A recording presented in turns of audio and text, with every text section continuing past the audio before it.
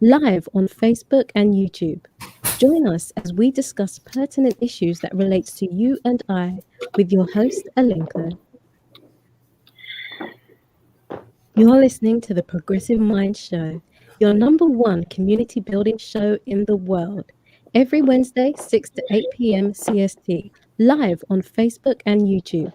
Join us as we discuss pertinent issues that relates to you and I with your host, Alinco.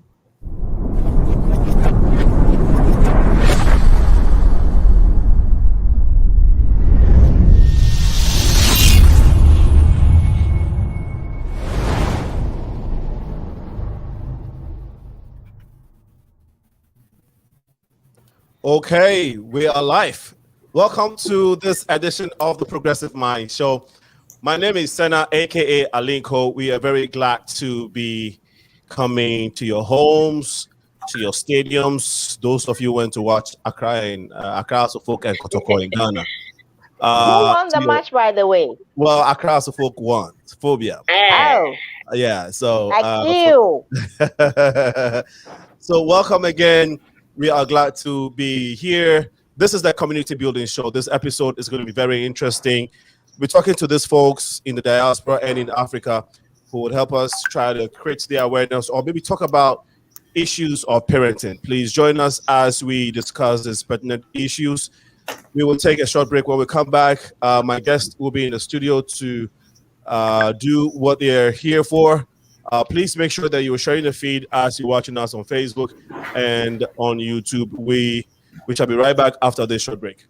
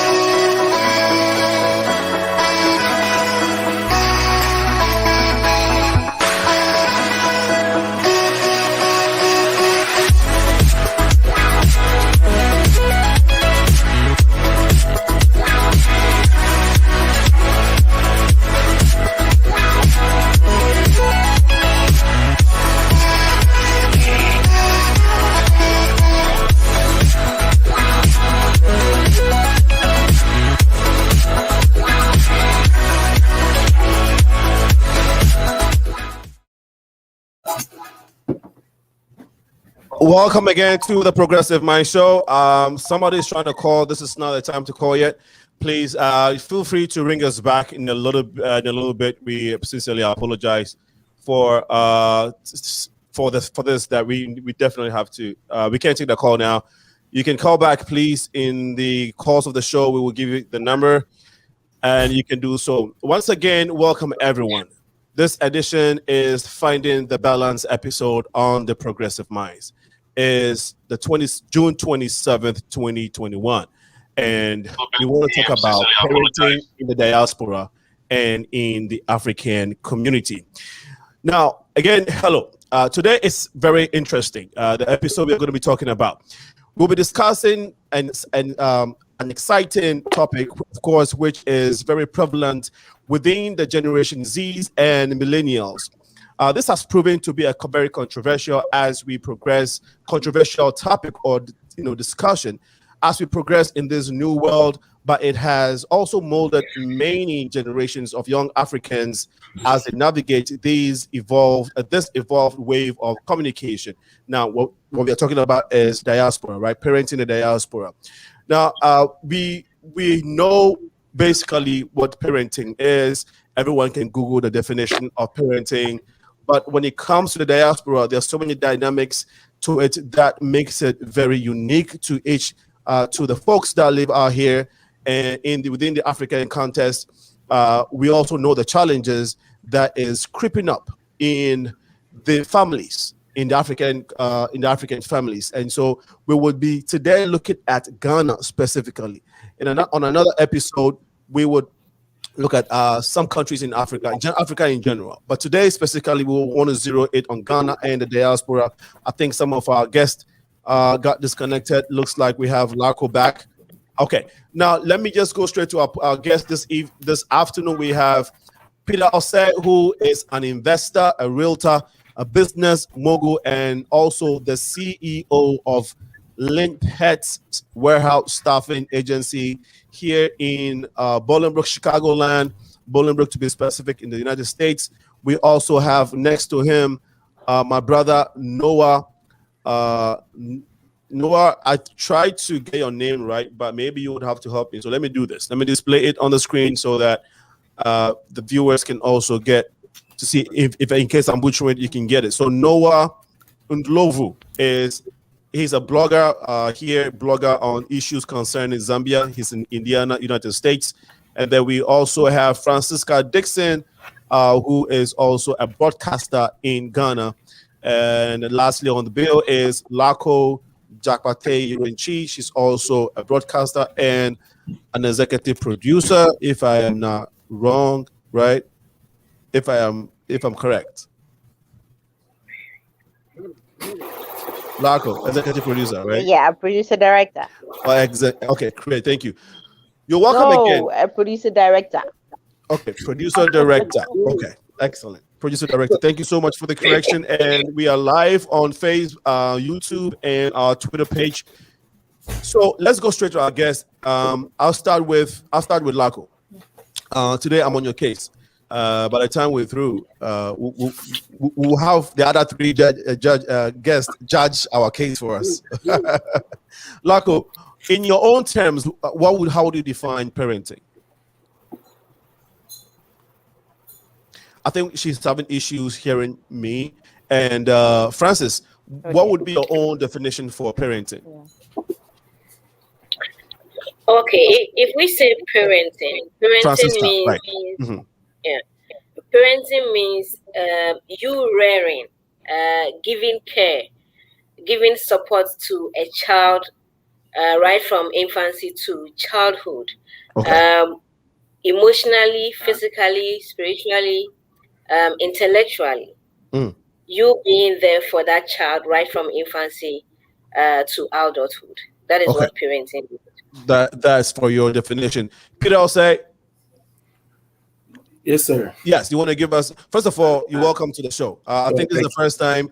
This is the first time we're having you. Is that correct? That is exactly correct. Yes. It's surprising that, for all that you do and the relationship that we have, you haven't been on the show all this while. But I am super glad that you finally made it, and so you are especially welcome to this platform. Thank you very much, sir. My pleasure. And so, as I stated. Now, before we continue, please feel free to tell us a little bit about yourself before you respond to the question.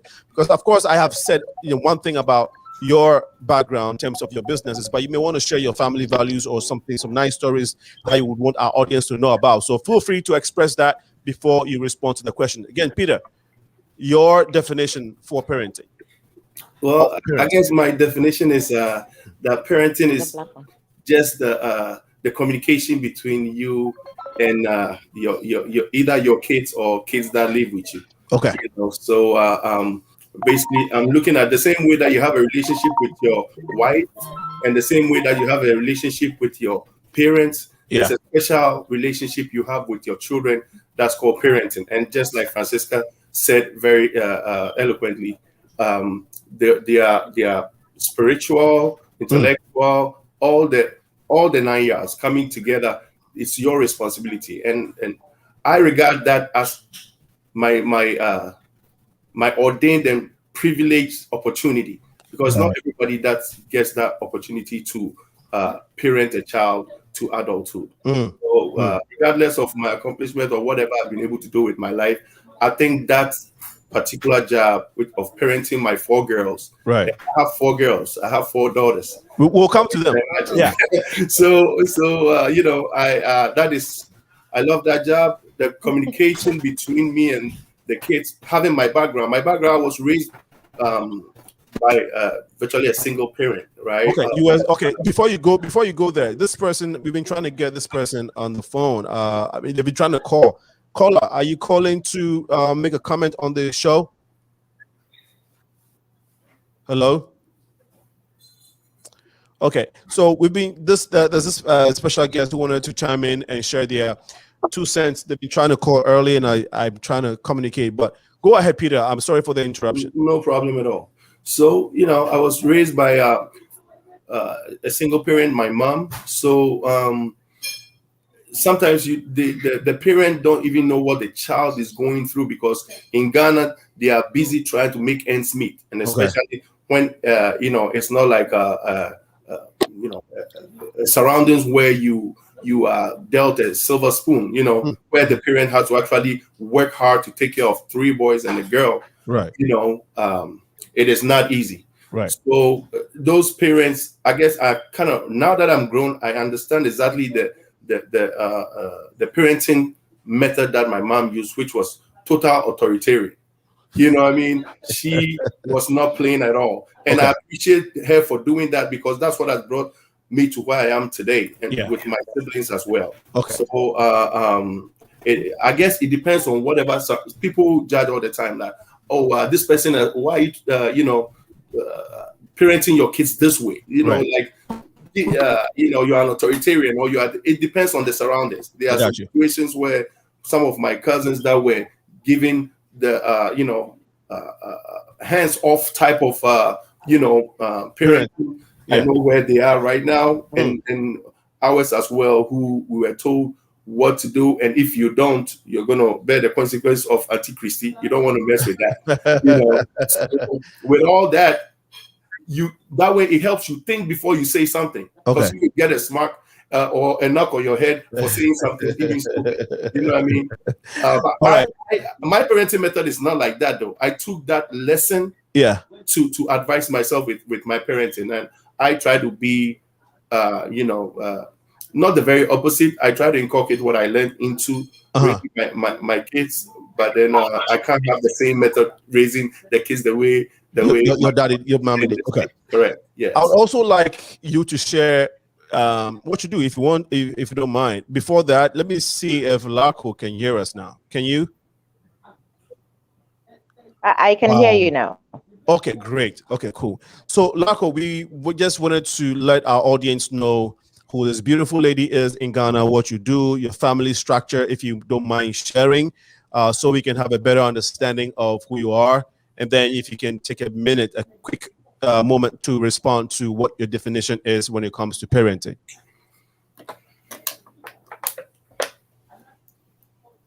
Can you hear us? Oh, okay. I think I can piece it together. My name is LARKO DJABATEY YIRENKYI. I am married. I'm a producer, director, and a content developer. Yes. And I also MC shows and events. I am married with 2 children, a boy and a girl. And these are very impressive children. They like to express themselves and impress themselves.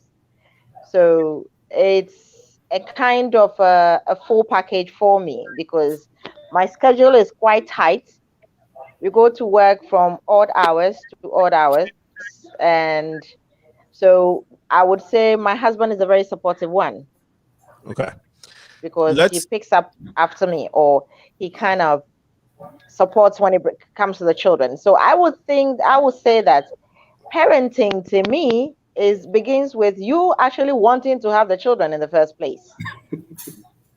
Because if you don't want to do it, there's no way you can care for a child spiritually, physically, emotionally, financially, in all the least that you can find. Right. So parenting is bringing up children that you want in a way that would help them, in a way that they are better than you, in a way that they see life from all angles. so that it helps them in shaping themselves, even as you try to shape what it is, the path they have to tread on. Absolutely. Absolutely. Thank you so much for sharing, LARKO. We will take our brother Noah's response quickly, and then we can delve into some of the details of parenting. Brother Noah, can you hear us?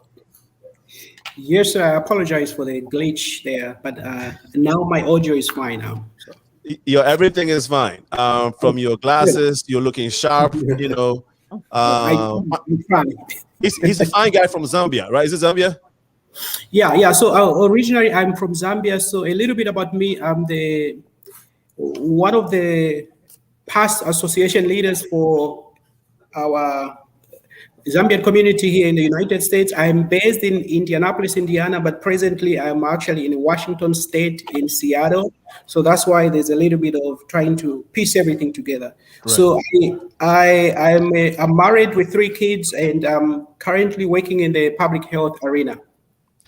Thank you so much for making it very brief for us. You are also a blogger, right? You blog on issues related to Zambia. Yeah, so I have a little podcast. It airs same time. I mean, on same day, Wednesday. Yeah, so we try just to put a spin on current issues. Yeah, so I'm a blogger. Okay, great. Peter, OSEI, you also I didn't mention that you were a realtor and a business mogul. Can you briefly expound on these things that you do in the city of Bolingbrook, actually on the land of on the Chicago land? I know your business transcends to a lot of places, but I'll let you tell our audience yourself. All right. So I've been a real estate broker for 18 years and a real estate investor that's actually buying my own properties and fixing it up and selling and all that 9 yards for about 5-6 years now. So I kind of have a pulse on the real estate market here in the Chicagoland and the United States. I also have a few businesses. One of the ones I'm really proud of is LIMPET Warehouse Staffing, which I'm the president of. Anybody want to check us out? We are at LIMPET limpetws.org. You can check us out over there. We provide a lot of employment to a lot of the Ghanaians in the area and everybody else, not just Ghanaians, but I realized that there was a need there where people come and they need help in order to get themselves together and stuff like that. So we have quite a few associates. We have about 32 workers. And like I said, my proudest job is the one for parenting, the one for managing my kids and making sure that communicating with them and actually listening to them and stuff like that, which I didn't get opportunity to do very easily. You didn't share your post in Mrantiaku, or you don't have any. we have a group of gentlemen in the Bolingbrook area called Mrantiaku. Just means young men, right? Yeah. And I'm 46. You see the green in my beard.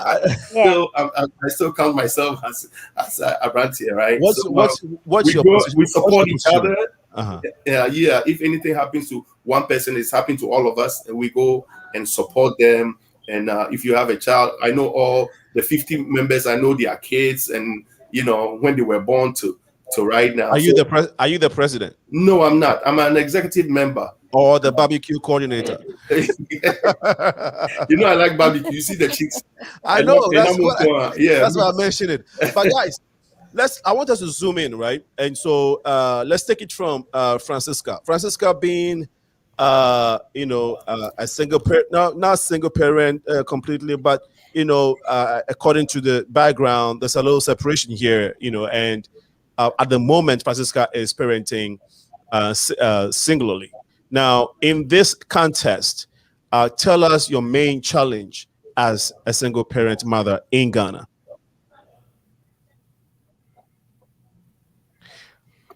Okay, thanks for the question. Being a single parent in Ghana, and for that matter, a working mother, comes with a lot of challenges. You have one part of you playing the role of a father, and the other part of you playing the role of a mother. The other, in fact, you have to you have to divide yourself into pieces. Have time for everything, including work schedules. It doesn't come easy. It comes with a lot of determination, a lot of focus, and you giving most attention to the kids. That is the most important thing. And how do you do that? You need someone to be there for you whilst you are away. And this is where you need to get someone you can trust, someone who can play the role of a mom and a dad whilst you are away. And in our Ghanaian community, there's this saying that when you give birth to a child, when you are pregnant with a child, it's for you alone. But when you deliver, the child is for everybody. So we have relatives here who, one way or the other, comes in to support us in when the need be. So that is how it is for me. But it hasn't been easy. If someone who is being a single parent in Ghana it's easy, that is so not true. Especially being a working mother who goes to work as early as 5:30 and comes home as late as 9 p.m. The only time you may get to be with the kids is weekend, Saturdays, Sundays. And with me in particular, I do a little of production, and that is when I put my private productions on weekends. So then again, that means on weekends, I am not at home. So the best is for me to adjust my private productions as well, so I can have time for the kids. At a point, I realized the kids were like, okay, if we see her, we've seen her. If we don't see her, we are on our own. I realized that wasn't also helping the children, because I needed to play that motherly and fatherly role in their lives. So being a single mother in Ghana in particular, and working alongside hasn't been easy for me, and I'm sure that is how it is for other parents as well, other single parents as well. Thank you so much for sharing, Francisca. You want to mention the organization that you produce at, or but feel free if you don't want to share, if you don't want to disclose that information. I don't have a problem at all. I'm a full-time worker with GH1 television. In fact, LARKO is my boss, and and the private production is a private thing I do on my own, just to support myself. Yeah. Okay. Man, I can attest to. You mind sharing the number of kids? I mean, family structure. Is it 2, 3? I have 3 kids. A girl and 2 boys. The girl is 12 years. GHS 1. The boy is 10 years. Then the last one is 8 years. Yeah. Good. Thank you so much. And I would say my absence from the home has automatically made the girl the mother of the house, even as young as 12 years. And she's been so helpful. And I'm tempted to say I am happy she came first. Wow. I'm very happy. She's taken the responsibility of her mother and has been there for me. She has really been there for me. That's great. Thank you for sharing. You know, if you're watching, please share the feed on Facebook and YouTube. This is why we're very concerned about some of these topics. You know, these are real-time stories that bothers everyone. I can attest to what she just said. My mom is a single mom. She has been a single mother for a long time, growing up in Accra, working at Cocoa Marketing Company. Cocoa Marketing. At the time, Cocoa Board. You know, in I think she was in the Tema Cocoa Board, right? That's one in Accra and Tema. Oh, Cocoa Marketing Company. Sorry. We had a marketing company in Tema. Cocoa Board or Cocoa Processing. I think it's the Cocoa marketing Board. company is in Tema. Yeah. It's Cocoa Board. No, I think all I'm trying to say is that so when you say your 12-year-old daughter is literally the mother of the house, we are 4 and I'm the first, and I kind of had to play similar role, you know, make sure that the house is taken care of, her mom is away before she goes to work. One of my chores was to always zip up her you know, when her uniform, when she wears her uniform, I have to I have to always make sure that that zip goes up. And so very, very tough moments for mothers. All right. The rush out there, traffic, and come back and make sure that children are taken care of, school, homework, and all of that. So powerful story. Thank you so much. God bless you for doing what you're doing. And one of your children are going to grow to become great people. Yeah. Actually, the boy might become the next Abedi Pele of Ghana. Who knows? You know, when they take that path, right? Sports, they get money quickly. They become billionaires and millionaires quickly. So that they can buy you the mansion and the Bentleys that, you know. I know why. They've been promising. They keep promising. I'm going to get you a jet. I'm going to get you your dream house. I'm going to get you that. Yeah. And I'm like, oh. That is very important. And that's why, and that leads us into, it will lead us to exerting our will. Are we parenting these children because of their future, or we are just basically trying to let them live our life or our dreams for them? And I think what we're just talking about hinges on that. But I think we asked Joseph, I don't know if you had a chance to respond to your own definition of parenthood. I don't know if you had a chance to do that. If not, please do that quickly. I know we've been having challenges with your network. Noah, can you hear me? Yeah. So I don't know. Yeah, can you hear me now? Yeah, we can hear you now. Go ahead. Yeah, I apologize for this. Yeah, so parenting, whether somebody is in Ghana, somewhere in Africa, Europe, it's a challenge wherever you may be as a single mother and as a single father. So it's just something that the good thing that we have in Africa is the extended families that chime in from time to time as compared to up here. So parenting is not easy anywhere, especially if one is a single parent household. Thank you so much for sharing. LARKO, what is your major challenge as a parent in Ghana? Now, quickly, and then we'll take Peter's challenge as well. Major challenge. I know there are so many challenges, but major. Oh yeah, the major one is being there. Okay. The major challenge is being there with the children, because you are the hours you keep in the office are quite long. You work longer than the 8 hours every average worker works. So being there is the major challenge for me. Okay. So anytime I get a little time to spend with them, I maximize it. I make sure I really spend the time. I'm present within the time I get to spend with them. I got you. No wonder you don't pick my calls. You don't respond to my messages. So I get it now. I understand now.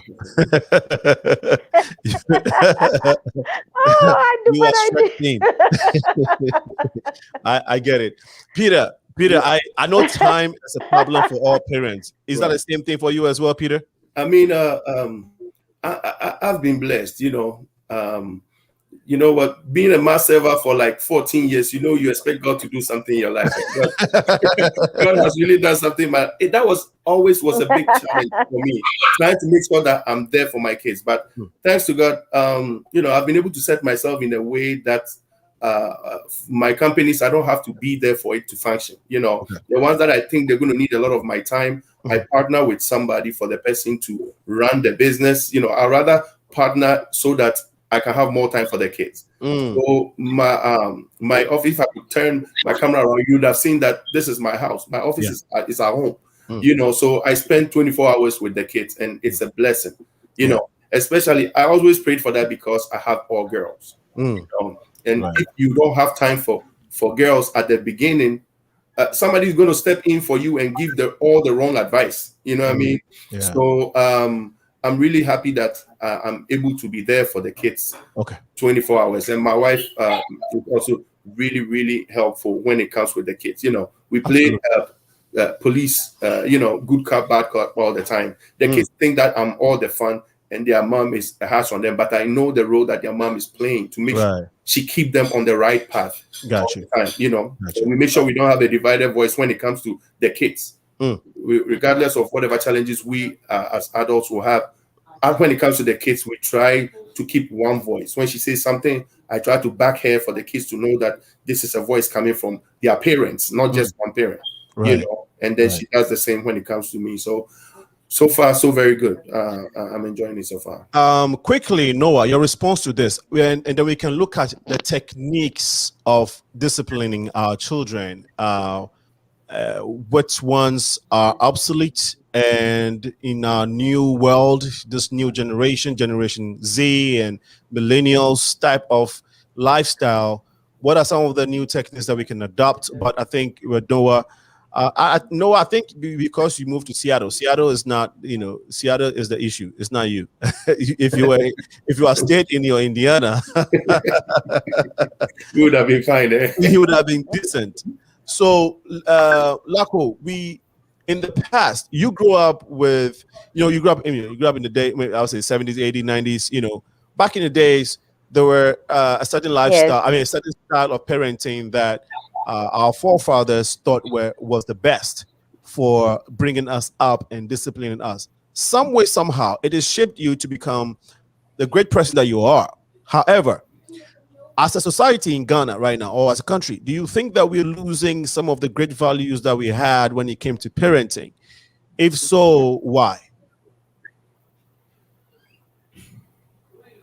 I think as a society in Ghana, we think that the way we were brought up, especially my generation, I was born in the mid-70s. So we think that our parents or our grandparents, the way that they brought our parents up, or the way we were brought up, is obsolete. And so we are the modern people, especially when our parents struggle to take us to school and we get a degree. We think that they belong to the past. They become like ancient relics, and we are the ones who are trendy. And therefore, our parenting skills have to differ from theirs. You understand? But it breaches a certain rule, I would say, in bringing children up. Of course, when I was growing up, I saw some families, neighbors, with children being beaten mercilessly for flouting a rule, a parent's rule. On the other hand, I wasn't beaten. You understand? So I'm saying that you can beat, you cannot beat. It just depends on who and what the child is. You understand me? So I wouldn't say that. Can you mention their methods were bad? Their methods were. Yeah, go ahead. I'm sorry. Go ahead. Yep, the method. I wanted to mention some of those methods. Now that you were talking about. Yeah, some of the methods were excessive beating. You were beaten, actually lashed with cane. You understand? You go out, you come in late, you're beaten. And I grew up in a very boring town, Akosombo. It's a very small town, neat. The town itself is a neat freak. So you don't have many places to go to. But when you go out from, say, 2 o'clock and come back at 8 o'clock, that is considered, at the time, it was considered late. So you'll be beaten. I wasn't beaten because I was fortunate. I was an only child, so I was a bit pampered. But my father will look at you in a particular way that you know that you shouldn't try this again. But now we have come into this 20th century where human rights have taken another toll on us, or another direction. Everything is human rights for us. You shouldn't spank a child. You shouldn't shout at a child. You should even take time in scolding a child, because you affect them psychologically. When they grow up, they won't be confident. They won't be this, they won't be that. It's conflicting with what we know. And so sometimes in raising your own children at this time, as an educated person, it becomes a challenge, because you are conflicted between, should you take your parents' methods, or should you devise your own methods, because you live in an era of human rights. You understand? So this is a challenge I would say we are having. But some of the things that happened in the past, we all agree that we shouldn't repeat them. Like, you understand? With some of the things we happened in the past, because we tend to, everything has to improve. But then we shouldn't throw everything away and say that no, that is obsolete. Okay, let's come to Francisca. I want to hear from Francisca. She said some of the things that we used to do in the past. Can you mention some of these training methods or techniques of disciplining that you think that we should do away with? One thing that comes right on top of my head is akakadro. You know how they would. So please. If you can dress this one without being explicit, that would be nice. But don't worry about it. Don't worry about that Akakadro one. Everyone knows. If you're Ghanaian, you know the Akakadro story. But Francisca, what are some of the methods that you think worked well for LARKO? She wasn't beating. She wasn't necessarily caned, and beaten up like some of us were. For her, just the talking, that communication skill. Me, but Alinco, you would fear my father's eyes if he looked at you. Okay. My father was 6 foot something. So when he towers over you and he looked at you, you wouldn't mess with that. All right. You didn't want him to hit you. It was one thing you didn't want to do. Good. So just the look and verbal communication can help in training a child to be successful and to venture into this world with all the confidence that they need, rather than using the techniques that we used to have, which killed confidence. Can you speak to that, Francisca? Can you repeat your question again? I think my network. Yeah, I think because of the distance. I know it's Ghana. We're in Chicago. By the time the waves go past Atlantic Ocean and gets to Ghana, it's distorted. So I understand. All I'm saying is that for LARKO, I mean, there are many types of communication or many techniques in training children, and one is just verbal communication, non-verbal communication, all those cues, body gestures. For hers, it was her daddy's eyes and the way he would look at her. It kind of checked her. She didn't have to be physically disciplined in terms of being physically she didn't have to undergo that pain of a physical object being used in disciplining her. For you, was it any different, or did you have to endure that physical discipline, and how has it helped you as Francisca today?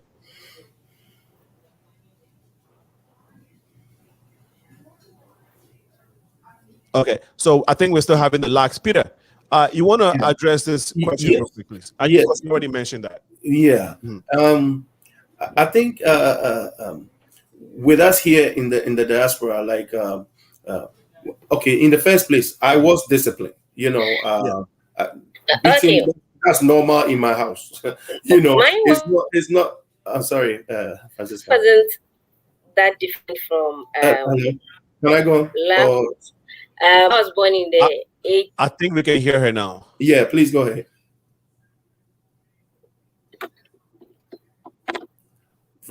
Francisca. Okay. Yeah, I think we're having there's a little challenge here.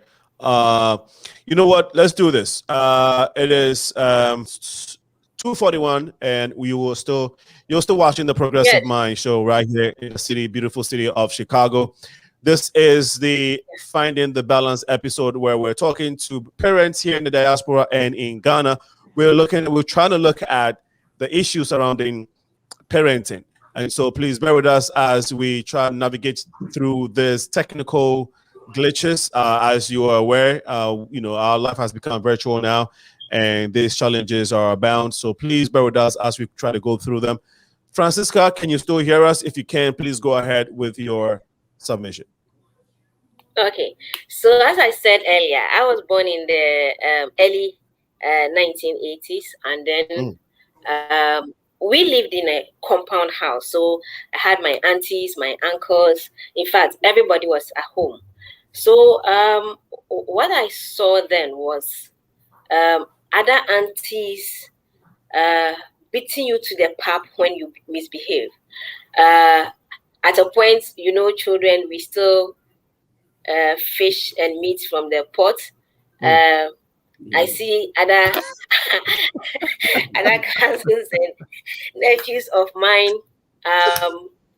My auntie will grind ginger, pepper, and then mix and then insert in some body part of yours. I didn't experience that anyway, and they saw that to be a form of punishment. You feel the pain, so you desist.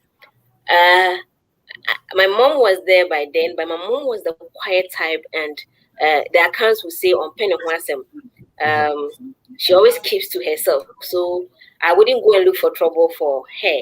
And I don't remember she ever beating me. However, my dad is still a police officer, a very thick and tall man, who at his presence, you dare not misbehave.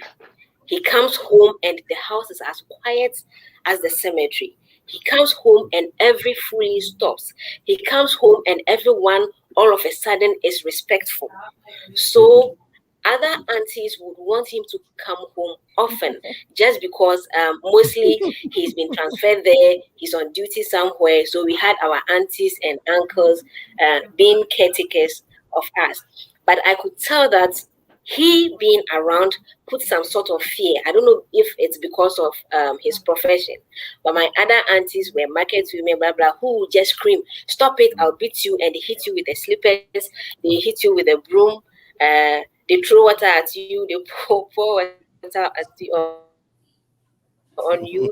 That was the kind of punishment I remember my other siblings were getting. But now, looking at the current environment we find ourselves, the 21st century, things are so different to the extent that I scream at my 12-year-old girl and she goes, "You are disgracing me." I try to talk to her in public and she tells me, "Mommy, you could have done it this way. You shouldn't have spoken to me like that in public." And I couldn't do that when I was her age. I go to town with my mom and my mom can look at you with an eye and she's just telling you, "Stop what you are doing." I don't like that. But with the current children we have in this modern world, it's so different. Cameras are all over to capture that and even make it public. You see it all over on social media. So it's making us, the parents, have a little of patience when dealing with these children. You might think it's your child, you are disciplining him or her, but by the time you realize you have touched the eye of the whole of Ghana, and you see child rights advocates fighting for the right of that child based on what you, the parent, think you've done to correct such a child. So I would say that the punishment we had those years is so different. Things has changed. Children are able to tell you, "Yes, I did this wrong, but that was not how you were supposed to treat me. We could have handled it this way. We could have spoken with me in a nicer way to address the issue." So I would say yes. The 1980 punishment is so gone, and we are in a different era to talk it out with that child. And I think it's the right way, but that doesn't mean we've forgotten what the punishment we took made us or shaped us to be. Yeah. So what do you think? Do you prefer the old methods of parenting that you went through, or what we have to adjust to now?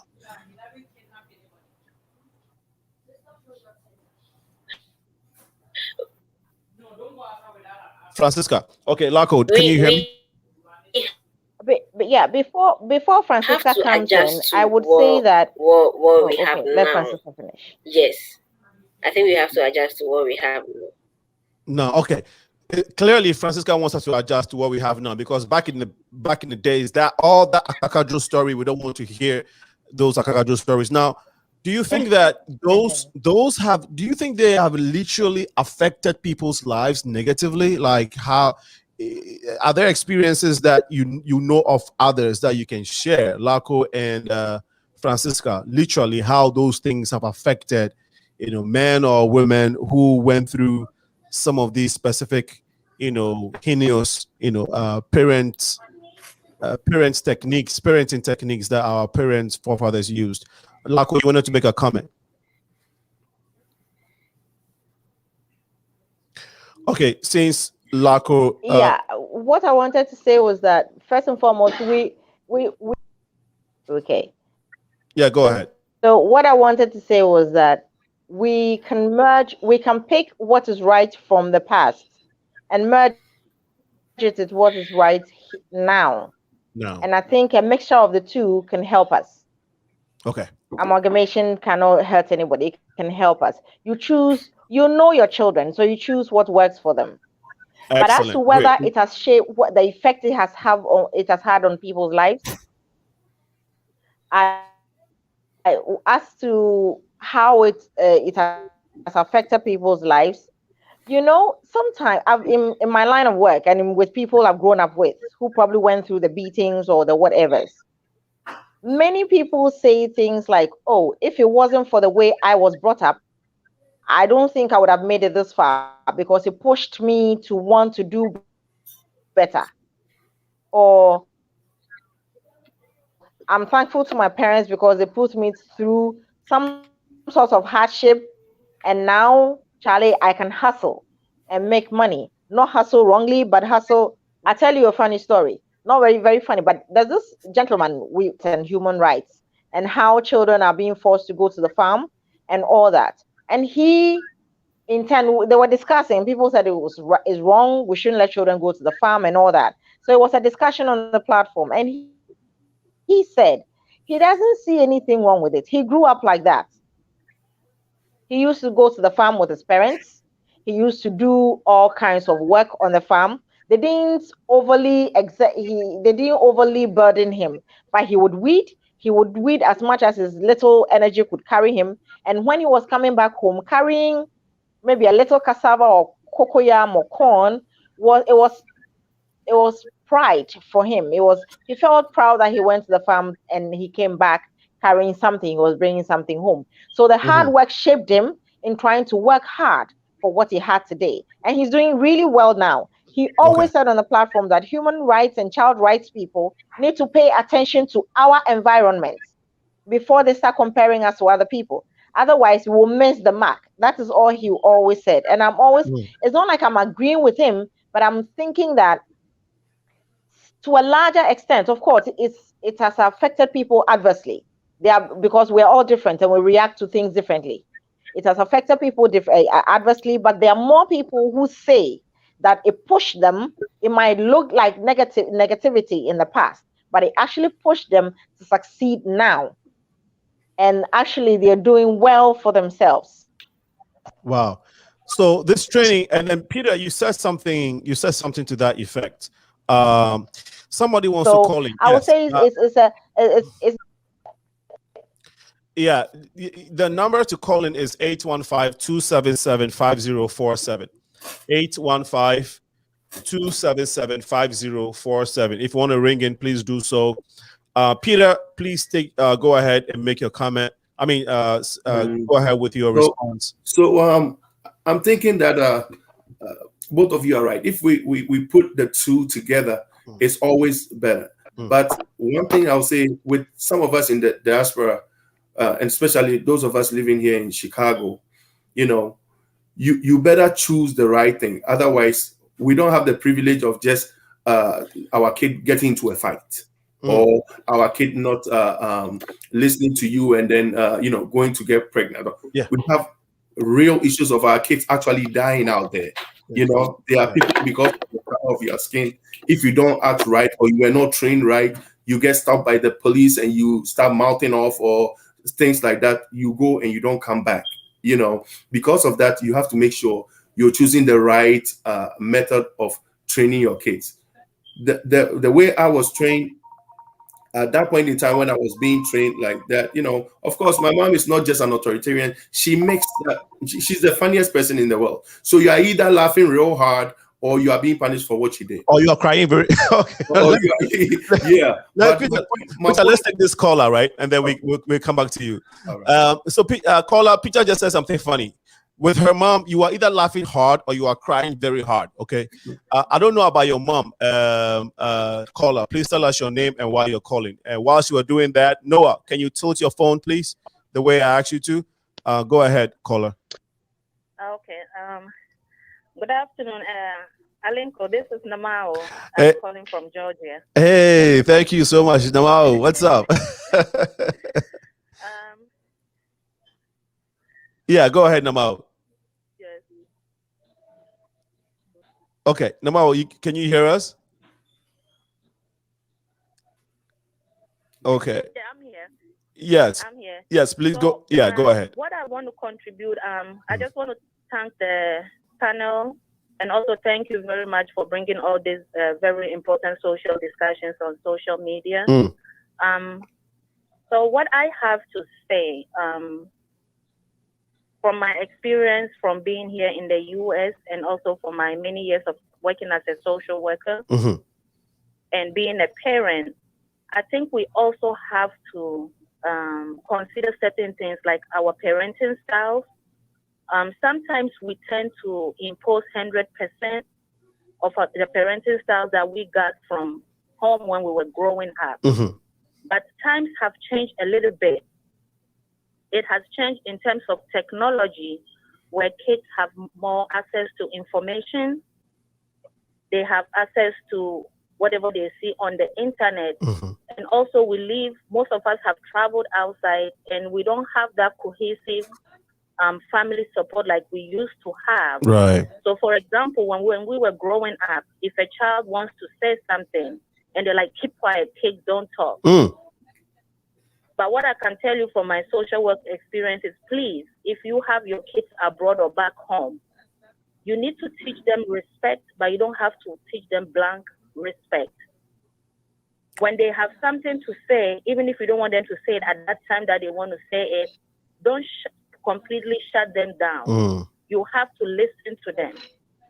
Because most cases of kids being sexually molested happen within close relations. It might not be your blood relation. It can be a friend, or it can be an uncle, or it can be a church member or your mosque member. So we shouldn't shut our kids down completely. And another thing that I remember they used to say also is that, oh, go and say hi to uncle. That's your uncle. You don't treat elders like that. We shouldn't be putting those statements right there just like that for the kids. Society has changed. People take advantage of people that are very familiar to them. So even though we want to teach our kids to be respectful, I teach my kids to be respectful, but I also make sure I tell them right away, if an older person or elderly person is telling you to do something that you think is not right, don't do it. Yeah. But our parents didn't used to say that to us because we used to live in a trusted community. We used to live with trusted family members and friends, but they are not the same here. Right. And most of us here work long hours. And then when we get home, we're already tired. We don't make room to have discussion with our kids, check in on them, have cordial conversations with them. And that is how we somehow lose them in the process of raising them abroad. You know, we're not saying they have to be your buddy, but they have to know that you are the parent. They have to be respected. You have to show them to be respectful, not only to adults, but even to their peers. But we need to have some balance. Right. Right. I think that's very, very important. Yeah. Yeah. We need to have some balance. And some of us carry our cultural baggage with us. And sometimes you talk to your wife anyhow you want. You talk to your husband anyhow you want. This affects the kids. And this can in turn affect their behaviors. So most of the things that negative things that happen with our children do not necessarily just come from peers, but sometimes it is coming from us ourselves. Wow. So I will beg every parent, especially those of us abroad. We know we want to raise our kids, and we tell them back home we didn't do this, back home we didn't do that. But we also have to learn to listen to them. Wow. It's very, very, very important. Thank you. Thank you. It's very important. And then we need to pay attention to what they watch. If you can set up parental control apps on your phone, you know what they're watching, you time their stuff. Even if you give them a little leeway, you have to be able to go back and look at the history and see what they are watching. But do not hold them too tight like our parents used to do, because once you suffocate them literally, then they're going to explode. Right.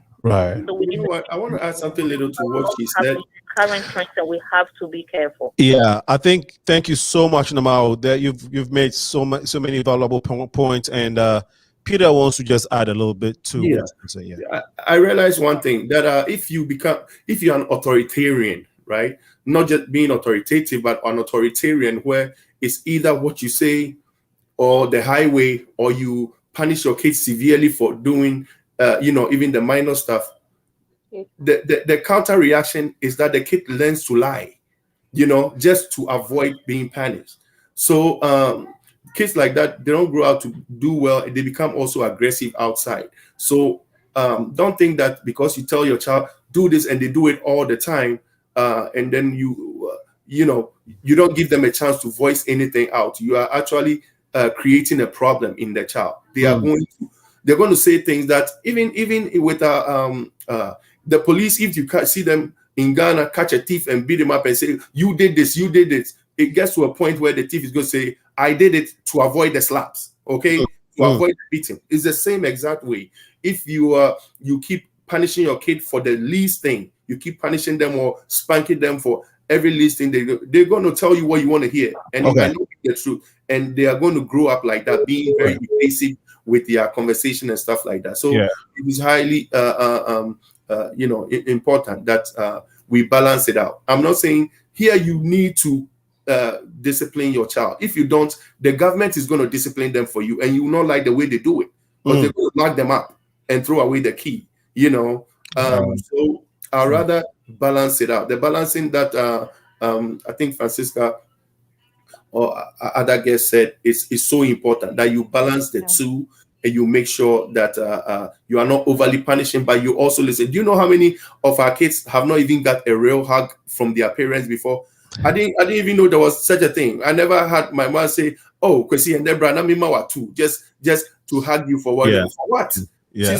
She's busy trying to find you some food to eat. What does she need? But the kids need it out here. They need to see that emotionally you are there for them, and that if they have something, I got all girls. I don't have a boy, but my kids know to come to me if there is a problem. They know I'm gonna listen. I make it a point to actually ask whenever they come from school, how was school? And just that question, or how you doing? Is everything okay? You won't believe how long they've been waiting for you to say that, because that question is going to let them pour like 5 minutes of conversation to like, okay, it's okay. I want to do something else. They have so much that they want to tell you, or they want to get off their chest. So I think we should give them a chance to do that by asking the basic questions. How are you doing? How is everything? So thank you so much, Peter. That was a very great point. We have another caller. I think we'll just take the calls. Caller, please tell us. No, I just want to thank the earlier caller, Rosalind. I think that line dropped before. Maybe you could finish your comment, but thank you so much. Namau from all the way from Georgia. Caller, tell us your name and why you're calling. Hello? Yeah, hello? Yes, please go ahead. Yes, my name is Ben, and while experienced as a family life instructor, there are some experiential things that I've done too. And hello, can you hear me? Yes, we can hear you. Yeah, okay. So as an experiential family life instructor, there are few things that you could learn from the past of parenting, the current process of parenting, and the technological age of parenting. Okay. Remember in our days, when we're even playing some game like Chaskele and the rest, parents were more terrified, I guess, because we didn't have a sound medical system to cure for our injuries.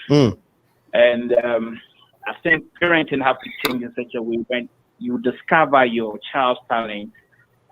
There's a need for you to encourage the child in that arena of progressing in that arena of his or her talent.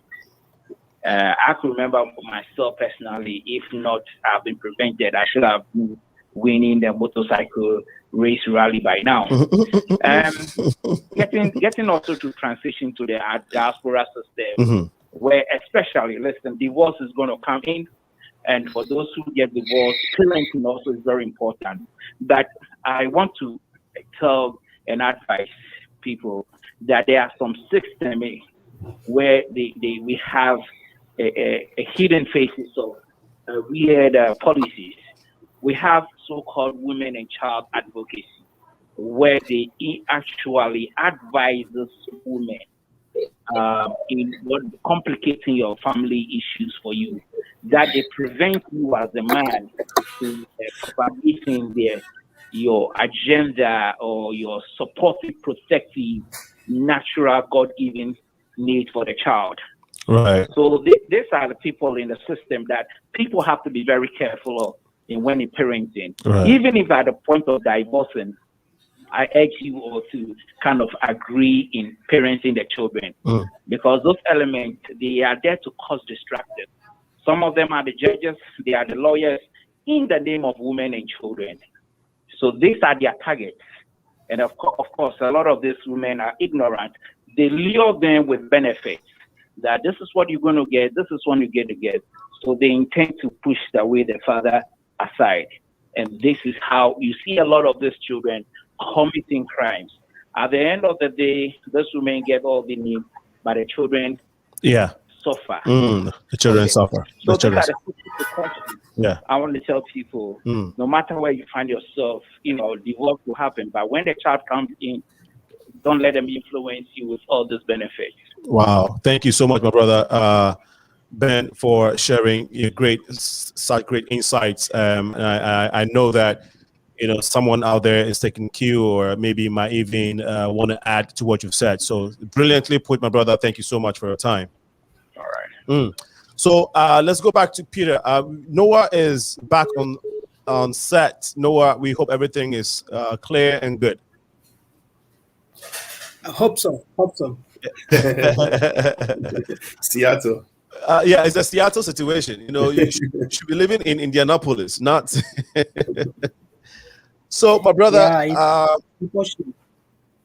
yes, we've been talking about challenges in parenting, and I know you have a lot to say in that regard. As a parent in the diaspora, the underlying challenge for most parents, I mean, maybe every parent, except for Peter. Peter doesn't have a problem with time because he works from home.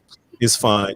But most parents have. Do you have a problem with time, making time for the family? Is that your main challenge? If not, what is your main challenge as a parent? Yeah, so thank you. Hopefully the connection stays on. Yeah, so one of the challenges I think we face as parents is the fact that time management, especially being here in the United States, a parent who is in Zambia has got a lot of time on their hand in terms of the extended family and the input that they have at their disposal. Now, when you look at people here in the United States, the challenge is, of course, the time. How do you factor in the time that who's going to pick up the kids, and what time do you get off from work? And the economy, the way it's set up here is, of course, you have to have two family household, and when one parent is not in the picture, then the task that was supposed to go for two people is sort of thrown on one person. So whether we see that mostly our women tend to bear most of the burden. They have to be the father, they have to be the mother, and then they have to be the protector, they have to provide, and all those things. So time management is different depending on the locality. Here in the United States, maybe time factor, but in Zambia, I think maybe one of the challenge may be the finances, the economy. How do you provide for the kids? Do you have employment and things like that? So I think it just depends on where you are. Okay. Do you think that as African parents, we involve the children in decision making when it comes to the children's lives and their future? And I think this is something that is probably missing in our culture. Maybe Francisca, you want to respond to this? I know we don't do this. But from your perspective, how important is that in parenting?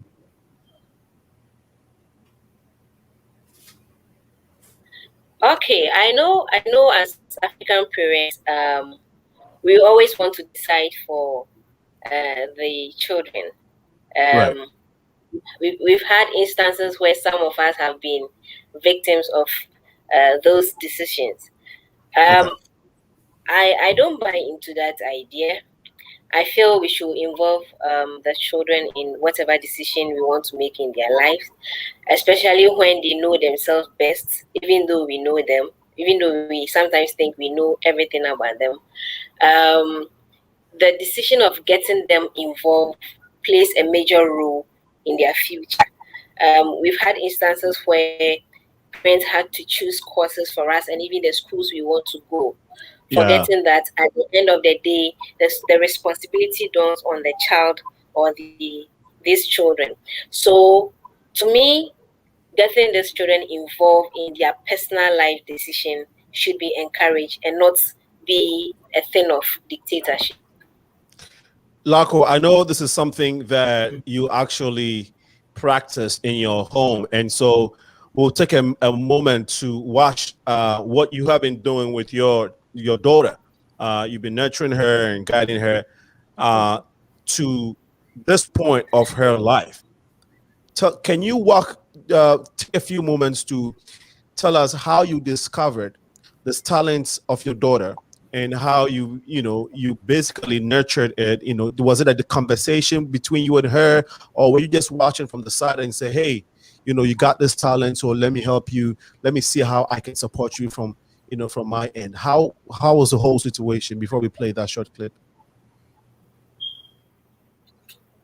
I when she was growing up, I was about 7 years old, she used to waste a lot of toilet paper because she would turn them into something. So I kept asking her, what do you want to do? She said she always said she wanted to decorate the house, or she'll use it to make earrings or something for me.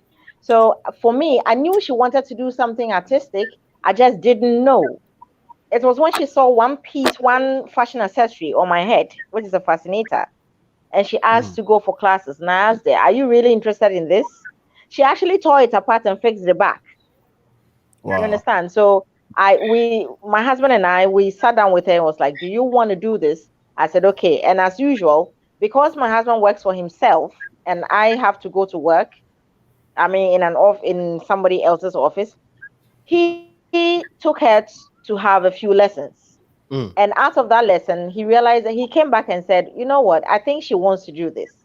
So we went ahead to buy her the tools and everything she needed to do. At first we thought, oh, it will just be a phase. It will pass, and then she'll move on to something else as a child. Like you buy a child a gift, a toy, and then they move on from the toy. But she never seemed to have moved on. So it became something she wanted to do. And anytime she was bored, she was like, okay, mommy, I've finished learning and I am bored. So can I make something? And so with the little she had, she would make something. So, and then she started making lists for me. Mommy, when you go to work, please find time during your break time. Go to town and buy me this. Because I told her my office was close to Accra, and buy me that. And I kept buying them bits and pieces. Before I knew, the house is full of fascinators and other accessories, beaded slippers and necklaces and all that. And now you have her doing this. So that is how. So we have conversations about what she wants to do. Now I have her doing that. At the age of 7, she started by using tissue paper to decorate the house, cutting up her parents' clothes to make decorative pieces. And she has but it all came together when she saw her mother's first fascinator. Then her journey with fashion accessories began. So what started as a child playing with stuff birthed a fashion accessories line named Fab by Paris, a 12-year-old who has discovered that talents and passion work together to carve a path for success. She loves what she does, and she's passionate about it, and her work speaks for itself. Single-handed, I launch, and outdoor. The parents of brand. We are proud of you. I think that everybody is so proud. And one of our daughters, my sister, she's going to be awesome.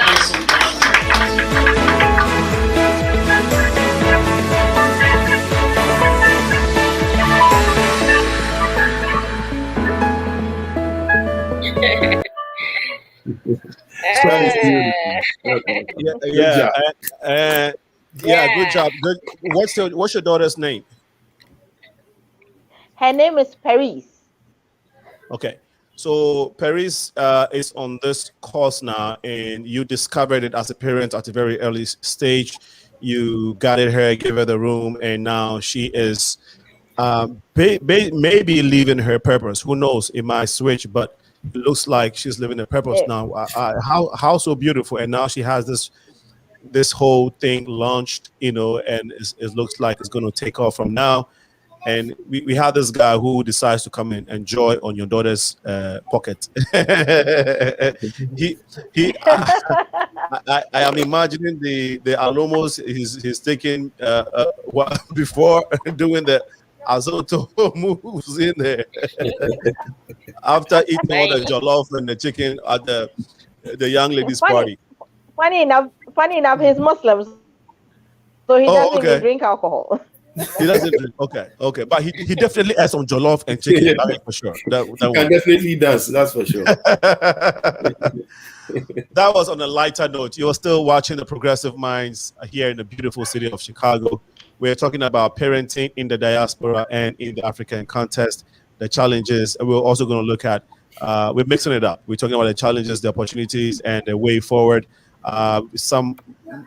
Most of my guests, my guests have been talking about finding the balance between how we used to parent back in the days and now in Ghana and then even in the diaspora. Noah hasn't gotten a chance to say a lot because, of course, we have been having that technical glitch. We want to appreciate you for bearing with us all this while. Please keep sharing the feed as we try to build our communities through these discussions. And Noah, please go ahead and tell us. I mean, you've told us some of your challenges as a parent, but Peter was saying something interesting regarding, here in the States we have a different, of course it's different. It's a different society, so the dynamics are quite unique. Where if you fail to do some basic training at home, and you kind of like carry on the African mentality that you were born an African, you live in an African family, so we are assuming that you are watching us as your parents and how we're doing things, how we're trying to focus in life, and you, the kid, should be learning from us. And if you fail to go further to instill some type of some basics like how to behave when the police stop you, how to dress up when you were in town, and all of that, and how these things can be detrimental to the life of your children. Is this something that you think is, as parents in the diaspora, you think that these are things that are, in addition to the parent style that you all have, things that are critical, that you have to struggle day in, day out as parents in the diaspora? Yeah, so thank you for that question. So one of the challenges that we have here in the diaspora compared to back home in Africa is that in Africa, we are mostly influenced by religion, and under religion, you have to obey and do as you are taught. So whereas in the diaspora, one of the uniqueness is that when you are parenting in the diaspora, you have to practice sort of a participatory parenting where you involve the child to bring them to the table so that at least they understand what is going on. In the context of what is happening, for instance, for Black people here in the diaspora, the role of a parent is not necessarily to control the destination for a child. The parent has a little bit of influence in terms of what they can suggest. When you look at the African setting, religion is primarily the driving force. You have to do this. So there are exceptions, of course, I think in this time and age where African parents, they may want to have their children say one or two things, but when you come to the United States, parenting is different. I have two teenagers and I have a little almost 3-year-old. So dealing with a 3-year-old, it's very, very easy because she doesn't know what is going on for the most part. But when you are dealing with a teenager, I have a teenage boy who is almost 17. So I have to sort of reason with him. I have to suggest things.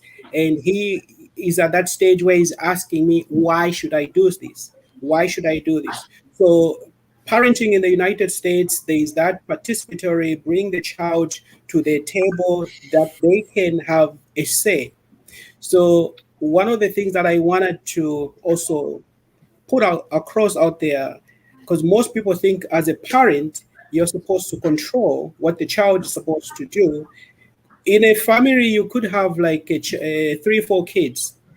Their role in life is mostly influenced by their genetic composition, how they were just going to manifest themselves as an individual.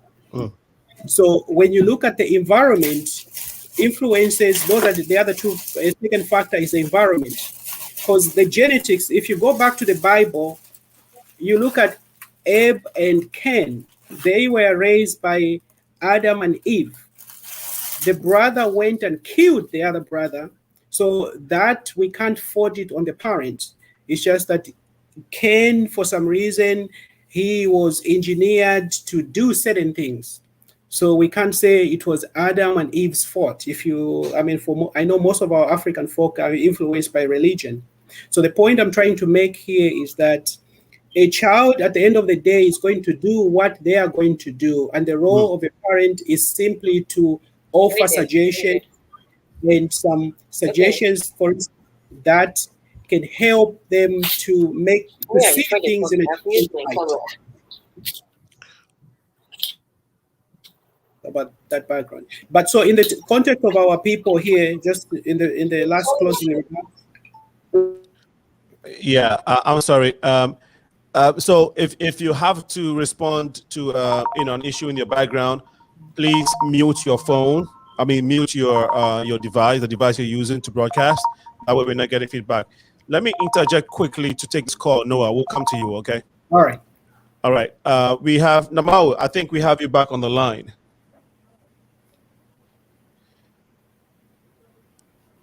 Hello. Yeah. Hello. Yes, I'm really enjoying this program a lot because it means a lot to me. Okay. Thank you so much for calling back in. So, as I said earlier on, not because I'm a parent, but because of my profession as well. And Brother Noah is making a very, very good point. One of our brothers has said something about the system and how the system tells you what to do with your kids and all that. Sometimes I think those are also excuses that we make. I think the system actually exposes our flaws. As parents? As parents. Okay. So when we were growing up, we knew that in our communities, our pastors, our imams, our traditional leaders will usually intercede between people when they are having marital problems, right? But then when we get here, we go to our churches, we go to the mosque, we pray a little bit, we look beautiful, and then we just leave. And when people have issues, they don't really have an avenue where they need these issues addressed. Okay. And sometimes I get frustrated, like when I hear people say, oh, because the women are now in abroad, they're asking for child support and they're doing this, and that's why there is divorce, and this is why the children are doing this. We can't just blame the system alone. We also have to blame ourselves and our systems, which does not include the government, but the community that we have within, like a broader, I don't know what the term is, like we're in a broader society, but we have our own little societies. It takes it takes a village. Step in, right? And then this links me to where we say communication. So if our religious leaders don't step in to kind of help us with our family issues, that is when it leads to the point where some government or some policies has to step in. Okay. Right? Okay. And then in terms of us telling our kids what to do, some of us still have, I'm not saying our traditional mentality is no good. Alinco, you know me, so you know what I'm talking about. When my mother, when she looked at me, I knew what she was talking about. Straight up. we're training our kids here the same way. But here you don't just talk at the kids. So as a Muslim mother, if I get up and I don't put on a scarf, right? And then I force my kids to put on scarves to go to school.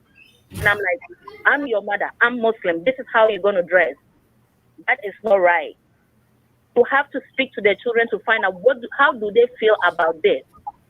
As an adult, you know there might be some discrimination going on. There might be people ignorant about your code of dressing. You know, I always wear African clothes, right? Yeah. My children might not have the same confidence like I have, because that is my pride. And I wear it without feeling any different. I'm actually proud that I'm wearing it.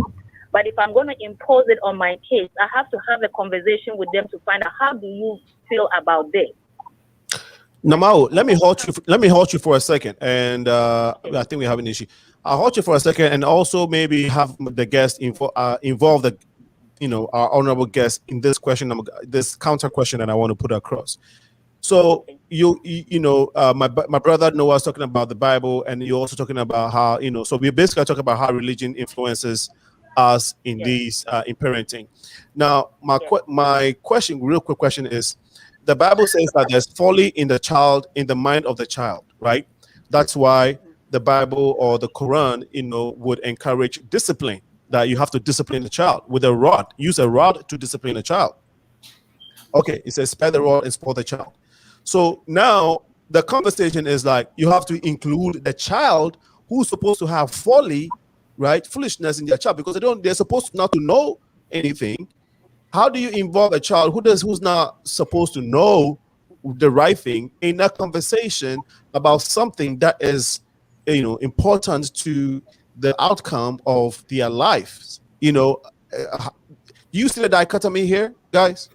Oh yes, Yeah. oh yes. Yeah. Let me have Peter respond to it quickly. Now, give me a second, okay? I think I want to use since I'm in the States, education system to say something real quick. Okay.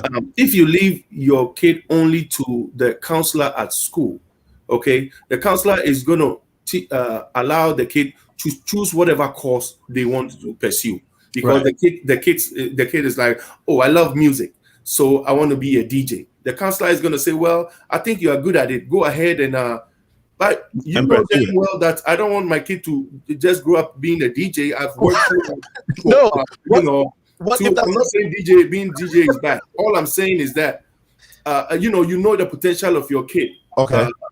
You know that if they want to be an astronaut, a doctor, an engineer, they have the capability. They've shown you, their results from whatever grade to whatever grade, and you know that they can get there. But if you just leave it up to the kid, okay, I understand you should let your kid chime in on the plan you have for them. You are a parent for a reason.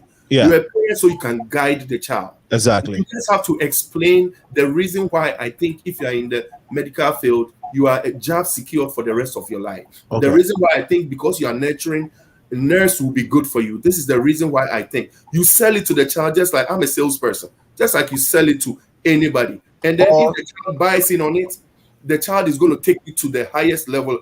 But when you say that, it's the system, let's leave it to the child to decide. The child is going to be what they're going to be. You are just going to have to guide them. That to me, I don't buy that, because that doesn't fly with you. I'm working hard so that I can get them to the highest point of their capability, not for them to mess it up by listening to somebody who doesn't have their best interest at heart or doesn't have a clue what my child really, the capability of my child is. Okay. So that leaving it to other people or leaving it to just the child to say, well, I like, this is what I like, so I like to do. But I have to say something. I have to give a big kudos to, I always forget your name, I'm sorry. Your daughter is doing awesome. LARKO. That is great, because I'm always LARKO.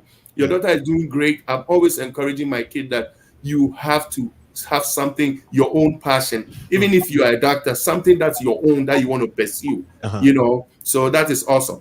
Okay, I'm an investor, so later we'll talk. Maybe I can invest in your yes, please, let's talk later. Let's talk. Yes, we will. Thank you. And good job to you. Yeah, Namao, you want to finish your point quickly, Namao? Yes. She's at work, so we don't want to keep her on the phone for a long time. So please go ahead. My brother said it so beautifully, right? So if we talk about communication, we're not saying that you need to leave everything totally to the child. We're talking about getting them involved, just like he explained. Okay. So my kids ask me, for instance, Mommy, why are you a medical social worker?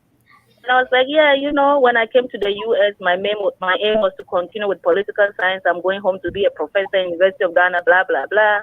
But when I got here, I realized this was the reality. So I decided, what can I do that will give me a job that is secured? So I always have the security to be able to take care of you guys. Right. So it's the same way you have to explain to your kids. If you see that, like my brother just said, if you realize they have some talent, you have to tap into it. Don't say Mr. Kojo's daughter is a nurse practitioner, so you are going to be a nurse practitioner. Right. Right? Yeah. She might be a veterinarian. She might want to be a school teacher.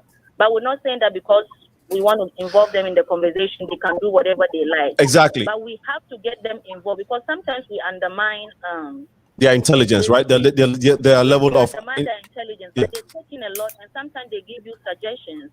Sometimes my kids will say something about me, and I'll start laughing.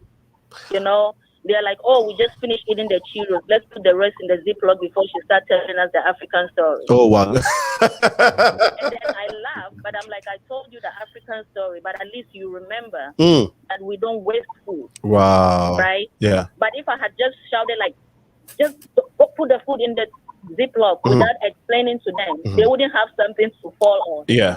Right. Right. At what age? At what age should we allow them to? I know in this country and elsewhere, in most part of this world, 18, you are supposed to be an adult and you can think. So at what point should we let them go and say, okay, now decide whatever you want to decide and do whatever you want to do with your life? At what age would you guys suggest? College. College age? I don't think there is actually an age limit. Because when I was here, even before I got married and everything, I still had my parents involved in my decision making. And has that helped you? Has that helped you? It was healthy, yes. Okay, so it's helped you in your life. Okay. It helped me a lot. Okay. So sometimes I already have my mind made up, but I just want to see what they have to say. And sometimes they give you an explanation and it makes sense. Yeah. So when you build this relationship, it helps. Okay. Okay. Like my kids are not soft at all. They are not brats. They know when I say, don't do it. But they also know I will talk to them. Like they will text me on WhatsApp and say, Mommy, I know this is not a good idea, but we have to talk. Okay. And they will send me messages that they will then send to their dad. When I show it to me, he will be laughing like, damn, so these kids can write like this. Right. Okay. And then you made something with a reference to the Bible and probably the Quran. In the Quran, yeah. Spoiling the not Alinco, don't get me to lie. No. No. The rod and saving the child. Spoiling the child, sparing the rod and spoiling the child. Yes. So the Bible or the Quran or anything is not saying that should always be the first course of action. Okay. Right? Okay. So if you hear, remember our mothers used to chase us with big sticks like they're going to kill a snake. So if you are here, you pick up a big stick and chase your child from the garage, you know what's going to happen. Right. Somebody's going to end up raising that kid for you because they think you were going to kill the child. Right. And sometimes we don't know what kind of punishment we give our kids. Some people will punish their kids and it's not proportionate to what the child did, but they'll punish them beyond what they can physically and mentally endure. So you have to be careful. Yeah. You know? Yeah. Yeah. So if your child goes to school, I get so many cases like that. Oh, my mom just beat me on my leg. It doesn't necessarily mean I'm going to call State Department that you have to get arrested. Sometimes we have to counsel the patient and say, we understand that sometimes you do this with your kids and stuff, but there is a limit. Right.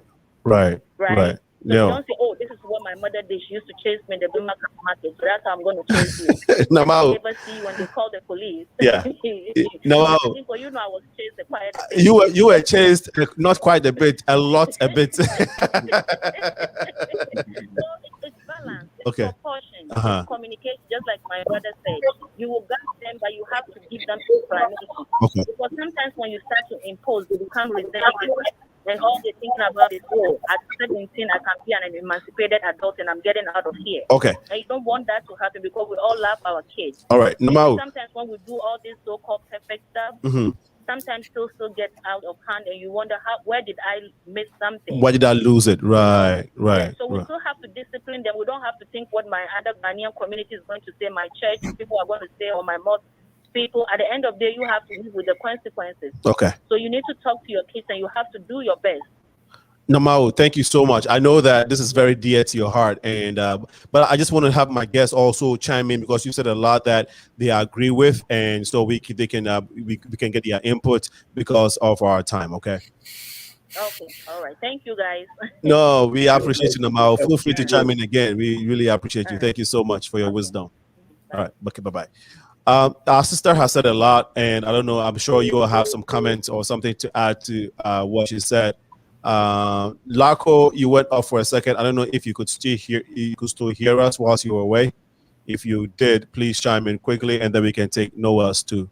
I know I interjected you earlier, so I'm going to let you finish. Okay. LARKO, can you hear me? Okay, let me see if we can get Francisca, can you hear me? Okay, let's let LARKO, Noah, can you go ahead and finish your point you were making earlier? And then if you want to contribute quickly to what the last caller Namao just said, please go ahead and do so. Yeah. So thank you. Yeah, so I think like one of the best analogies that I've been able to find when it comes to raising children and parenting is, for instance, for those of us who live in the diaspora, like especially the United States, when it's April 15th, everybody knows it's tax deadline. So parenting in Africa may be considered, for the best analogy is using a W-2 style, whereas in the United States, parenting is more like a 1099. A 1099 is where you have to make all the adjustments yourself, where you have to, okay, this is used transportation, I'm going to add this as a credit or as a deduction. Whereas when you have a W-2 setting, everything is already outlined for you. You just have to take that to the tax preparer and then they process that. So in other words, in African setting, parenting has to do with mostly what religion has to dictate. In religion, when you show up in church or in the mosque, you don't really ask questions. You are trained to obey instructions. So for instance, when you look at the Maasai people in Kenya, one of the first attributes that they teach their children when they become of age is responsibility and respect. So when you come to the United States here, you are raising up children under a different environment. The first thing that a person has to adjust to when you go put a person in any environment is they have to adjust to their environment. The environment that exists here in the United States or in the West, in the diaspora, differs from what is applicable on the African continent. You could be in Ghana, you could be in Zambia, you could be in South Africa or in Kenya, but the parenting style for most of the parents, they want kids when you get of a certain age, you have to accomplish school because parents look at you as an extension of them. So they live their life and they want to show to their respective friends that, oh, my son has a degree in engineering. It's a sign of pride. My son has a huge post for this company. He drives a certain car. He lives in such an environment and things like that. And also the issue of marriage and having children, of course, that's very big from an African perspective. Right. But when you look at the diaspora perspective, the system is designed to treasure individuality. What does the child have to say about a particular situation? How do they feel? In Africa, the issue of how you feel about certain things is not really applicable because, again, I say we are indoctrinated from the perspective of religion. You are supposed to do what the Quran tells you to do. You are supposed to do what the Bible tells you to do. Now, when you come to these parts in the diaspora, what the Bible says or what the Quran says, somebody says, no, I have to think about that. I'm an individual. I have my own take on that. So this is why I allude to the analogy of in the West, a parent treats the children as a 1099, whereas in the African context, it's a W-2. Everything is already deducted. Everything is outlined for you. You don't necessarily have an input, because when you look at those communities where it's arranged marriages, that's basically what I mean. Love as a basis of marriage is something that is not, it's just recent for most people. So in terms of parenting, for example, I consider what my children have to say. Of course, I know that they don't really know better. So to the lady's point, insurance companies run on the premise that you have to be above 24 for them to reduce their premiums, because they know from 18 to about 24, the brain is still developing. You're still young. You're still a minor. So even if you are 18 years, you may have an apartment. That's perfectly fine. But you look at the premiums, for those of you who have children who are driving, the premiums, when they say you add your child, it goes up. Why? It's because they know their reasoning, their thinking is still developing. So that's, I think I don't want to take much of your time, so I will let others chime in. No, that you've made so many powerful points. Thank you so much. I really appreciate it. You're watching the Progressive Mind Show live on Facebook. We are on YouTube as well. Please feel free to keep your comments coming in. We're talking about the parenting in the diaspora and in the African community in the days to come. We'll be looking at the diaspora alone, okay, because there's so many dynamics here, and we'll be taking a look. My guests have been Peter OSEI, Noah NDHLOVU, LARKO, and Francisca in Ghana. The two gentlemen are here in the States. If you just joined, this is the platform where we build our community through dialogue such as this. We encourage you to support us on our website. It's thepmsshow.com. We also have a Cash App account, which is $SENAALINCO. Please make a generous donation to us so we can keep going. This is what sustains the show. We need the community support. We actually really do need your support to keep this going. And so please, we encourage you to visit our website. If you type the Progressive Mind Show on Google, it will pop up. But it is thepmsshow.com.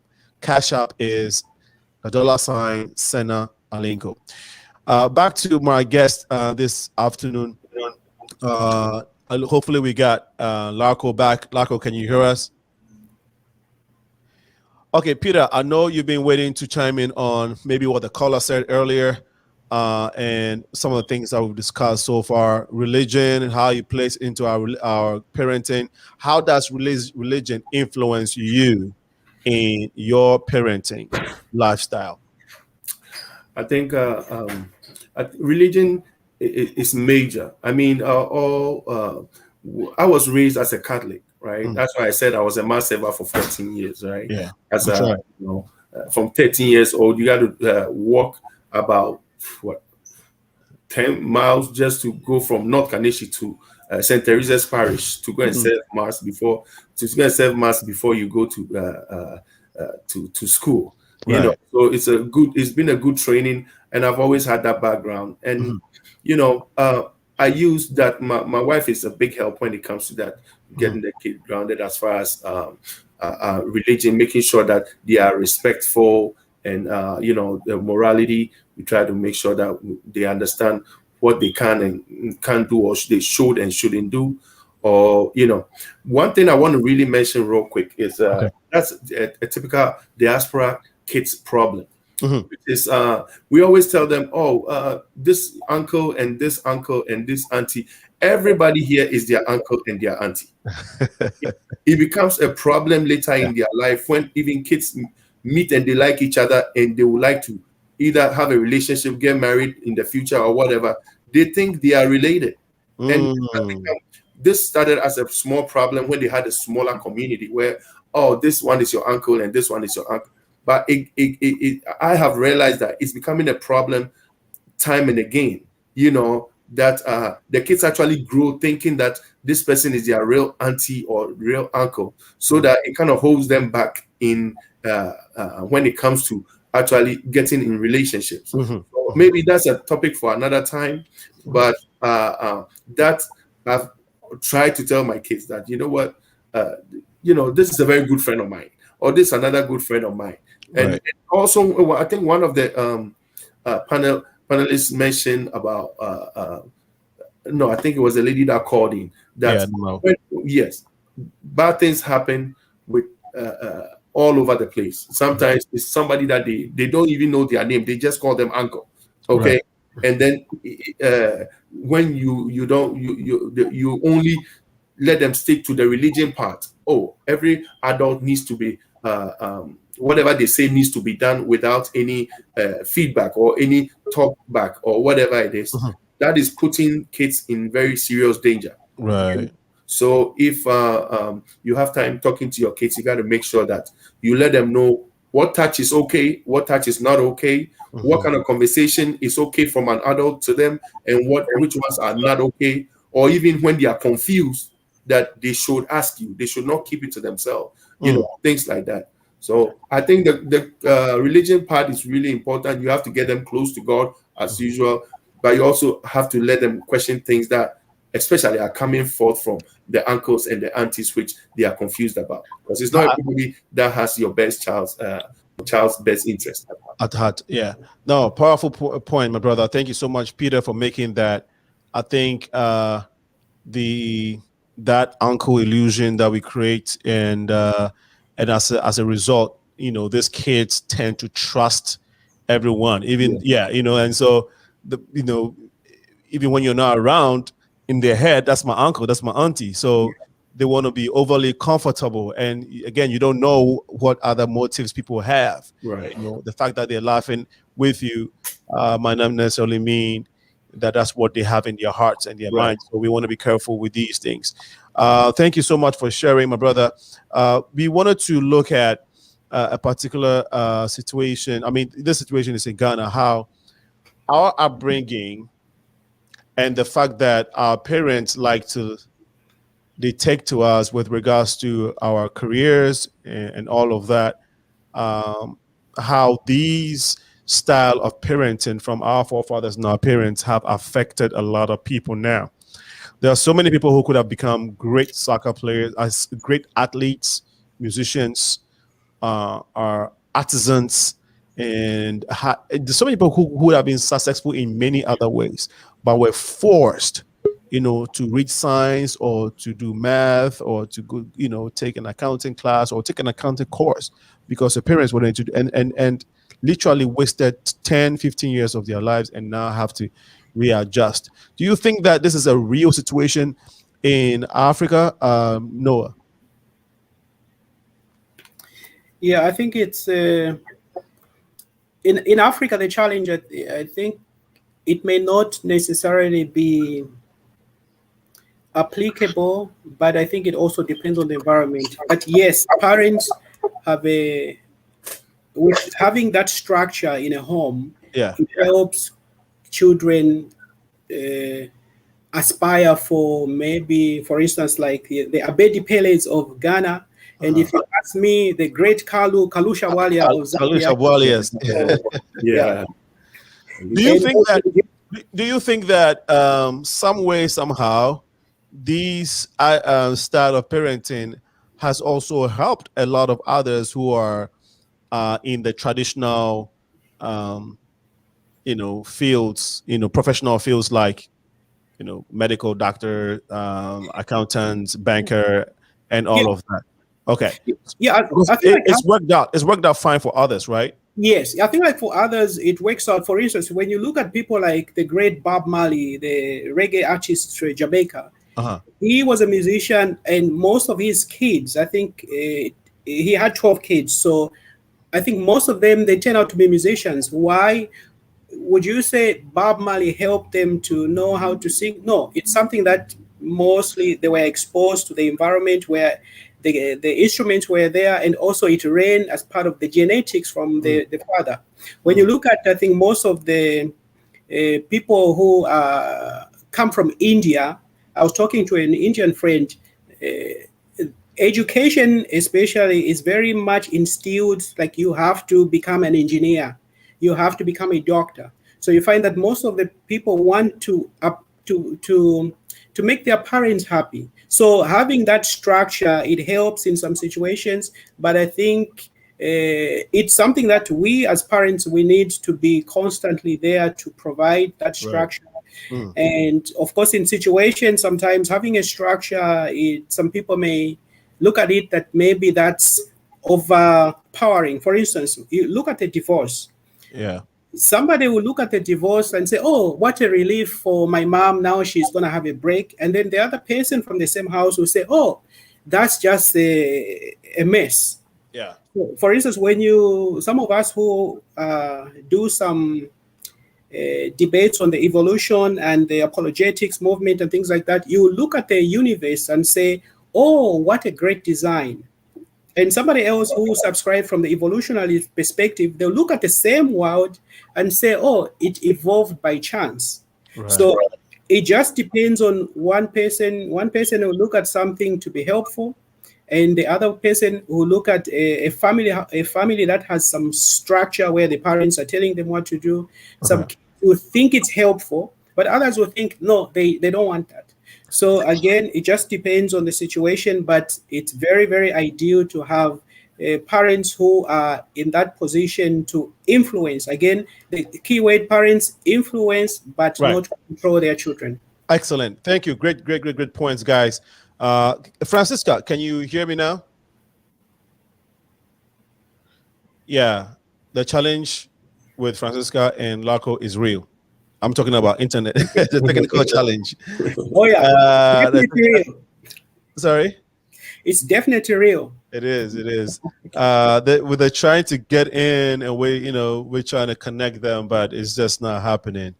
Some people say that in marriage, families tend to make the children the center of everything, and sometimes lose sight of the first family, because the first family is the man and the wife. Your family first before the kids came.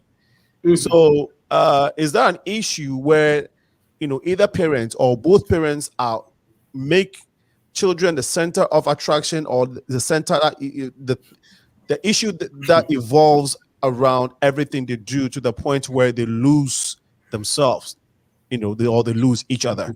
Very true.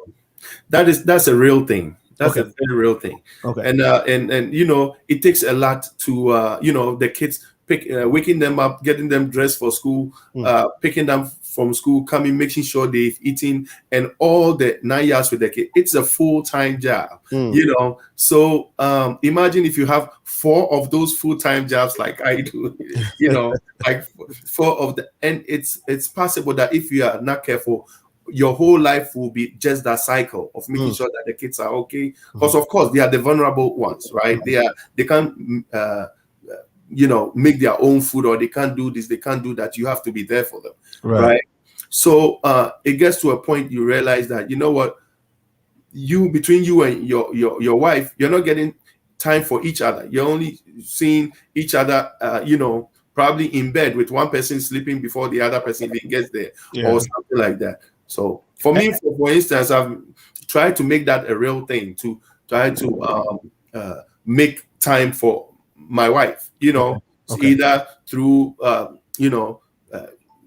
taking a Wednesday as a date time, or making sure that I have time to actually sit and talk to her and ask her what's going on and stuff like that. Just to consciously make that time, because if not, it's just going to be the kids, because they are a full-time job, and it's not an easy job, because they all have their, if you have girls and all these emotions, estrogen running around their system, it's you have to make time for them. But they are still the priority, though, because at the end of the day, the kids they didn't ask to be here. Since we brought them here, we have to take full responsibility to make sure that they're okay. So everything's about balance, right? Finding the balance. Yeah, exactly. Okay. Francisca, hopefully you can hear us now. Yes, I can. Great. we were just making the point where we're talking about parents making sure that they don't lose sight of the first family, which is the man and the woman, husband and wife before the kids came, so that you don't make them, yes, they are the center of attraction, everything revolves around them, but overly doing that and losing the sight or losing the importance of treating man and wife in a special way to keep that close relationship going can be detrimental when you put parenting in a bigger context. Would you agree to that? Yes, I do agree with that. I remember we went for a friend's wedding, and then I went with a friend, and during the wedding processes, my friend was like, "Oh, you just give them 1 year. After a baby comes, that will be all. The fun and the happiness will." Yeah. So, we see the children as very vulnerable and need our attention every now and then. So, you realize it's all about the kids. You get them to school. You get them food. You have to pick them from school, and that alone becomes a full-time job to the extent that we unknowingly neglect the other partner, and there's no cause for complaint because you feel it has to do with the kids. Right. But we forget when we start doing that, neglecting the other partner becomes a sort of discomfort, because the moment the attention shifts to the children alone, you make the other partner feel unwanted or uncared for. So it all boils down to planning and then adjusting yourself just to be there for everybody at each moment. So planning, yes, is the way forward. Thank you so much for making that sweet and nice for us. Noah, you want to contribute to that real quick? Yeah, I think like the sister said it good. So it's important for us to ensure the first family making time for each other and also making time. I think it gets back to one of the questions I was asked earlier. The challenges that we have here in the United States, of course, is time management, because when you have you have to worry about the economy of the household and things like that, that tends to rob the time that you would have spent on other things, like for the first family, the husband and wife. Right. Because you are focused on trying to keep afloat from the endless cycle of bills that keep coming every day. So it's always good at least to find an escape time where you can just run away. Just like taken time away from Indiana to be up here, so at least I can just have time. But unfortunately, my internet, but I'm happy. But otherwise, it's good to make time.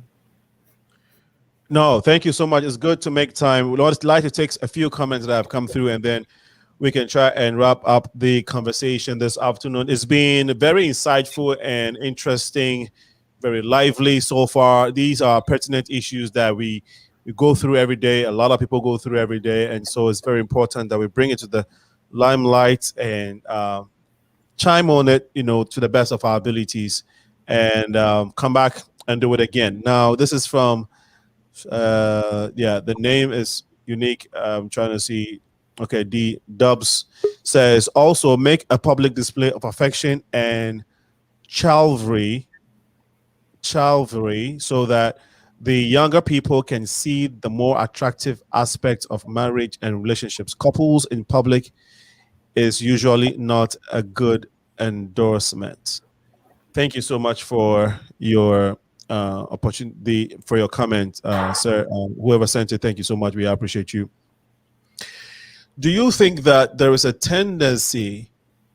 Obviously, I'm not a father yet. I'm not a parent yet, but I have nieces and nephews, and I watch and I observe. And of course, I've been a child, and I'm always a child to my mother. So my father, and my elders, uncles around me. I guess what I'm trying to go, the point I'm trying to drive at is that, is it real that we sometimes find a favorite among the children, and we kind of treat them that way based on maybe a talent they have, an attribute, or some just good attitude that they have? Is there a temptation to spot one and have that, you know, soft spot for, and you treat them especially than the others. And if that happens, of course, we know the reaction from the others. Is this a real thing? And how are you guys able to manage through it? It's definitely real. I think like in a situation where you have two kids, a boy and a girl, I think the love is going to be equally shared because you love the boy and you love the girl. In a situation where you have, let's say, 2-3 girls, first of all, as a parent, you are human. You have biases that just come by life. So there is always that you tend to have your best, especially, let's for instance, here's a family that has 3 girls. Okay. Trust me, as a parent, you're going to have your favorite. Of course, the key is to keep that to yourself. Of course, you love the other kids, but you don't want to. The challenge is when you now can show it. Right. There's always, like, I think most of families, they usually love either the last born child or the first. Or the first. The people in between sometimes it's like not so much. That's the parent. That's where you have to train yourself to hide things just so that you don't show it. Yeah. So the in-betweeners become the losers, the in-betweeners, right? Sometimes the in-betweeners, you can choose the in-betweener too. Yeah. Peter, I know you really need to watch it. You really need to watch and not show that. Okay. But I'm telling you, the kids, they can read you. They know. The kids, I realized that when the kids all of a sudden started telling one particular child, hey, go tell daddy this. He never says no to you. We have noticed. He never says no to you. And then whatever they need, they're going to tell that one. And then, you know, foolishly, I'll also say, okay, all right, I'll do it. And then they are like, you know, I reinforce that. But just like my brother said, you really have to be careful not to show you know, favoritism or show that one is your favorite. You're inside them. They're gonna. It's kind of nice right now and jovial about it right now. But later, when they grow up, they're gonna realize that this person is dad's favorite, and she's gonna also use it in their face. You know, that is when you have a real problem. Now you have girls bumping heads and stuff like that. But it is a real thing. A real situation. We try to keep it to ourselves, but you know. We share the love equally. LARKO, I'm sure it's a real thing for you. How are you able to navigate through this and not necessarily show it to the other kids?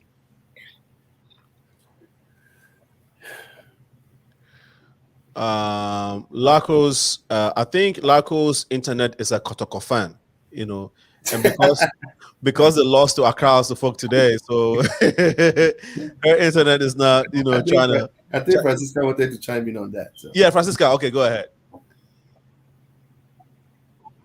Yes.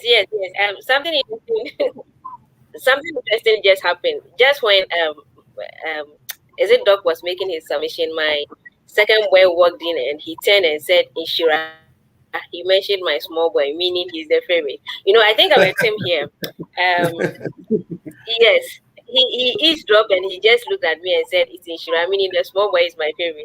I tried to sit them down and tell them I don't have a favorite, even though yeah, the last born looks so much like me, everything in terms of physical appearance, everything. So in a way, I feel so connected, and it's so obvious they all know. So at a point, everything they need, they will send him. Go to mommy, just go to mommy. I would never say no to him. So he became an errand boy at a point. And I realized, no, it has to stop, you know. And the second born is a bit, I don't want to use the word we usually use as stubborn, no, but he's very inquisitive, always want to destroy and fix, always want to, you know, do things on his own. And I felt he was a kind of worry or trouble, even though he's so young. So we used to have that fight. So he's always far from me, and at a point I felt so sorry. I felt I wasn't being fair to him. So we had to sit and talk. I had to tell him, this is what you do, and I get hurt.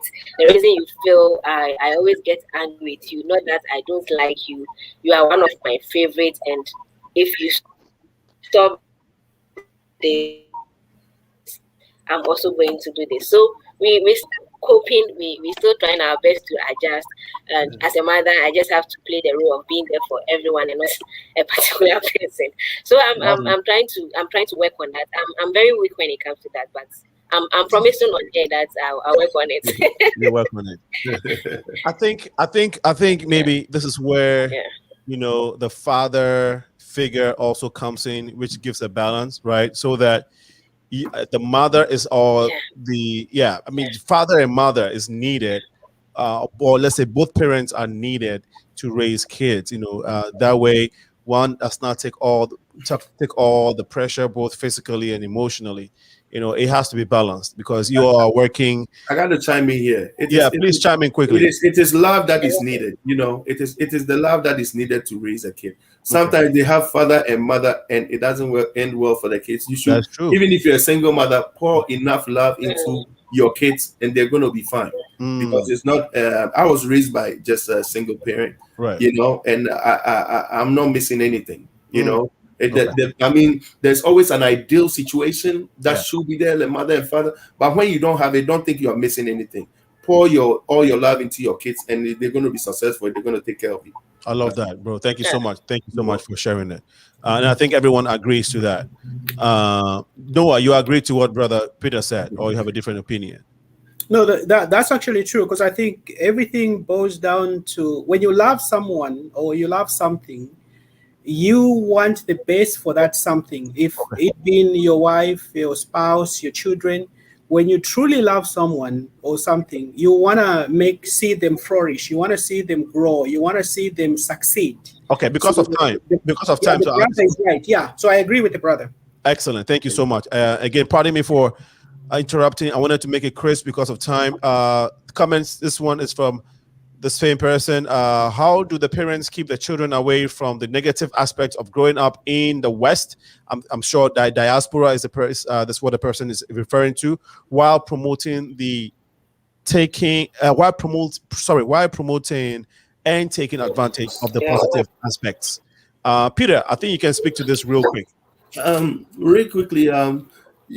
You always, it really doesn't matter where you are, whether you're in the West or in Ghana. Yes, because you just have to look at your environment and look. I also grew up in like a compound house type of setting where it was all my uncles and my aunties, and so I've seen different types of marriages just by being there.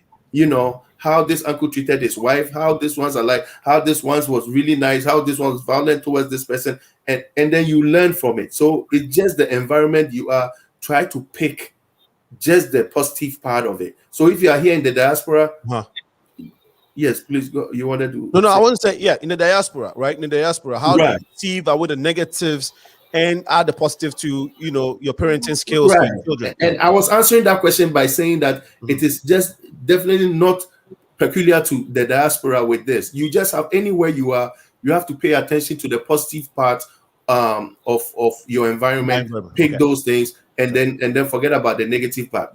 Because one thing here is that we're dealing with all the time life and death situations here. That makes it if you say here, you're talking about the diaspora in the United States or in the West.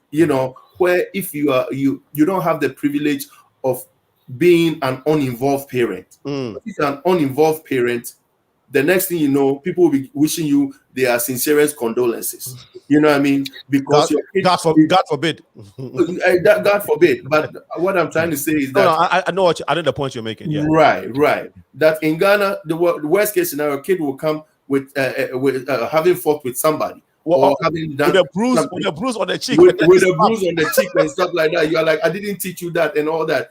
Here, there's guns and bullets flying around the whole place. So here you have a lot to lose, or even jail time. You have a lot to lose by being uninvolved. So if you are uninvolved now, or if you have kids with somebody and you are not living with the person, please don't let the relationship between you and the person take away from the kids. You have to be there for them unless you don't like them. Because if you are not, somebody else is going to be over there teaching them all the wrong things. So absolutely.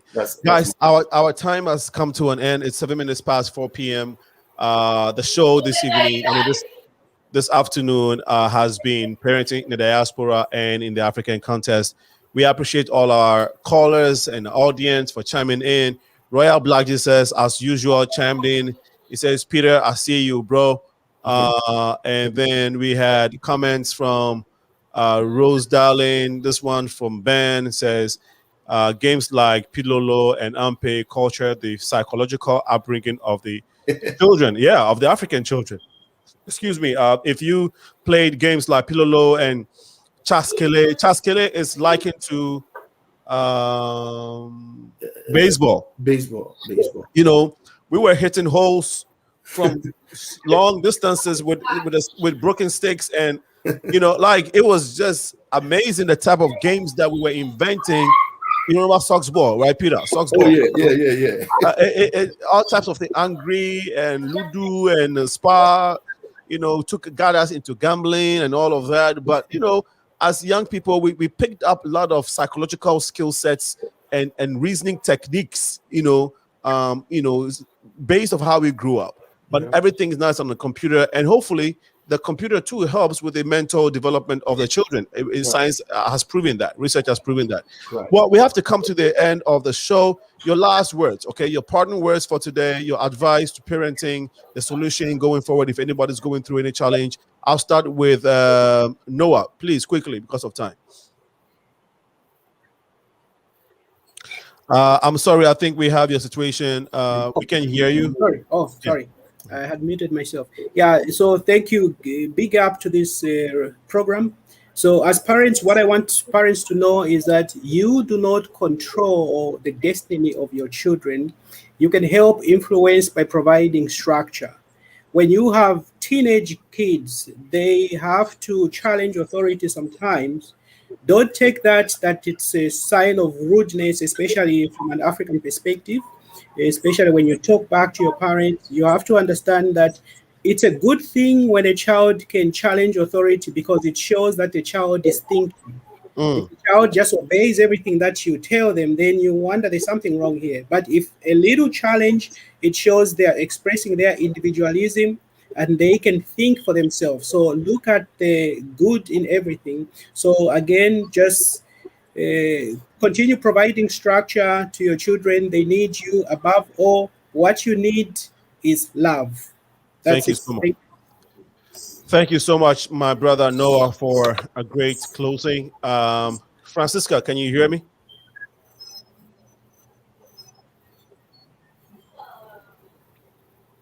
Okay, it looks like we're having a challenge with Francisca. No, she can hear Okay, I would want to say. Yes, go ahead. I'd want to say parenting is a very beautiful thing. It's a gift from God, and every parent should get involved in everything that their children do in terms of structuring their career, structuring their future, and their children will have a better future. That will make them proud as parents. Let love live and let love our children equally. Thank you. Thank you so much, Francisca. I really appreciate that. Peter. Well, what I would like to say is that just like Francisca said, being a parent is a blessing. It is a gift from God. And when you don't do, if just like any gift, if you don't nurture that gift, you lose it. You know, so if you have a gift of being a parent, just pour all your heart into it. Try your best not to leave that child who has been assigned to you for other people to you know, raise them. Try to be there for them. It doesn't matter your financial capability. Just do the very best that you possibly can, and they're going to know when they grow up, and you're going to get the benefits of it. That's what I have to say. Thank you so much for sharing. Now that you've shared, it just takes my mind to your beautiful daughters. I remember when Chelsea was born. There you go. That's my family. Let's see all girls. And let's take a beautiful look at that. Look at that. That's you see, that's my wife. That's my wife. She's not my child, though. Everybody's saying they're like, which of them is the wife? You are blessed. Thank you. They asked me which of them is the wife. I'm like, Yeah. there, don't you see her?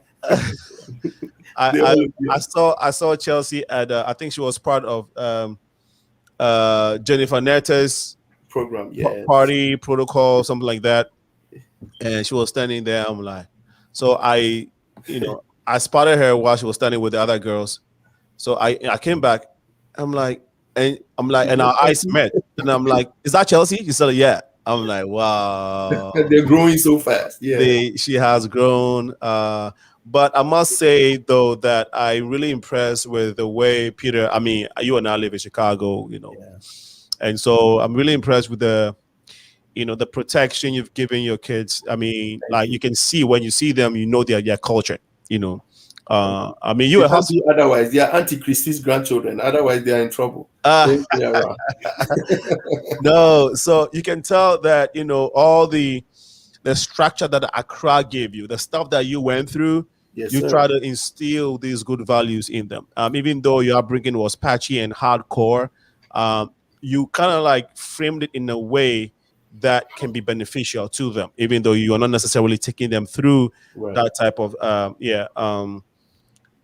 so Rob Black says he's saying something. Let's see what he's saying.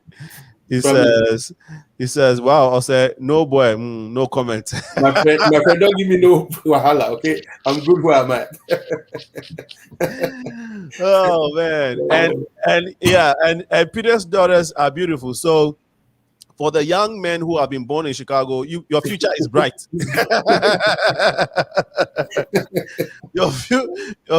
They are well cultured. They are sound in religion. They are smart girls. Their father is a business mogul. Okay, so money day house. But at the same time, he has big dogs in his house. He has so security to his tight. So you have to come clean. You have to come clean. Well, all kids need, all that kids ever want is ABC: acceptance, belong, and care. And so, as parents, guardians, elderly in the community, it's our responsibility to protect them, love them, care for them, and give them a sense of belonging. To a bigger community, and of course the cultures that we have, instilling. One thing that I wanted us to talk about is training these kids with our local dialects, right?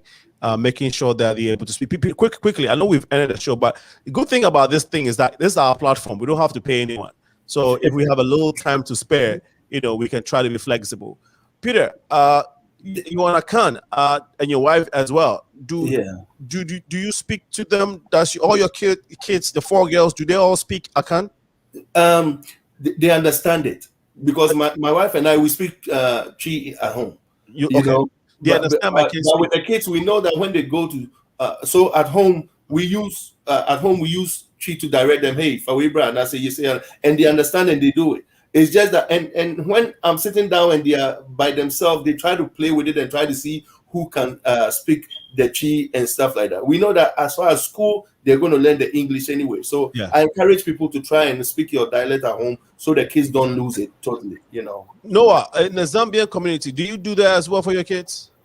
Yeah, I think that's one area we haven't done a great job. So as Africans, right? As Africans in general. Yeah, because when we look at the Latin Americans, I have Latino friends. The little ones, they are actually speaking on behalf of the parents when you go to stores and things like that.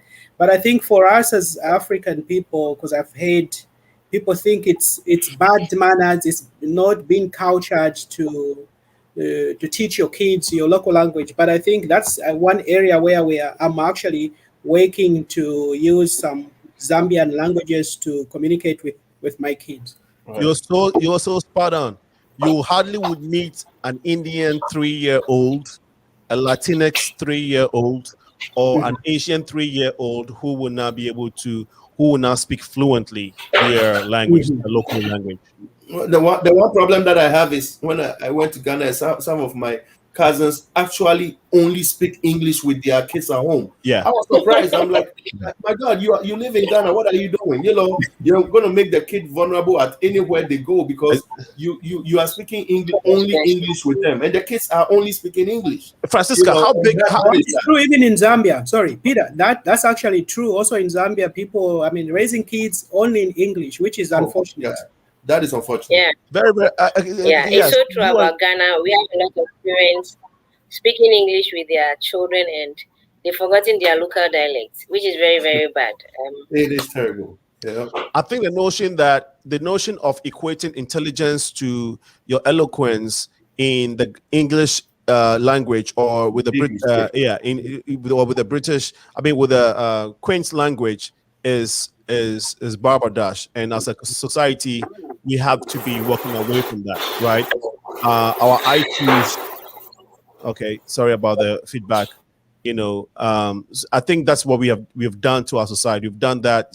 We've kind of practiced this type of norm, or we've kind of instituted this type of behavior in our society, in the country Ghana, or within the African society, where, you know, we think that we basically equate, you know, your smartness to how well, you know, you can speak English or speak French or speak an international language.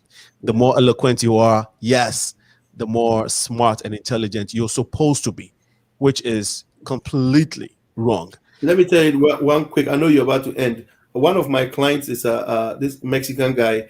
He did not even go to school in Mexico. I asked him, he's like, in Mexico, me no school. In US, me no school. But this guy's business is really a huge business. So the language is always an advantage, but that doesn't really show the intellect or the level of intelligence or even your capability of building a business and stuff like that. You know. Yeah.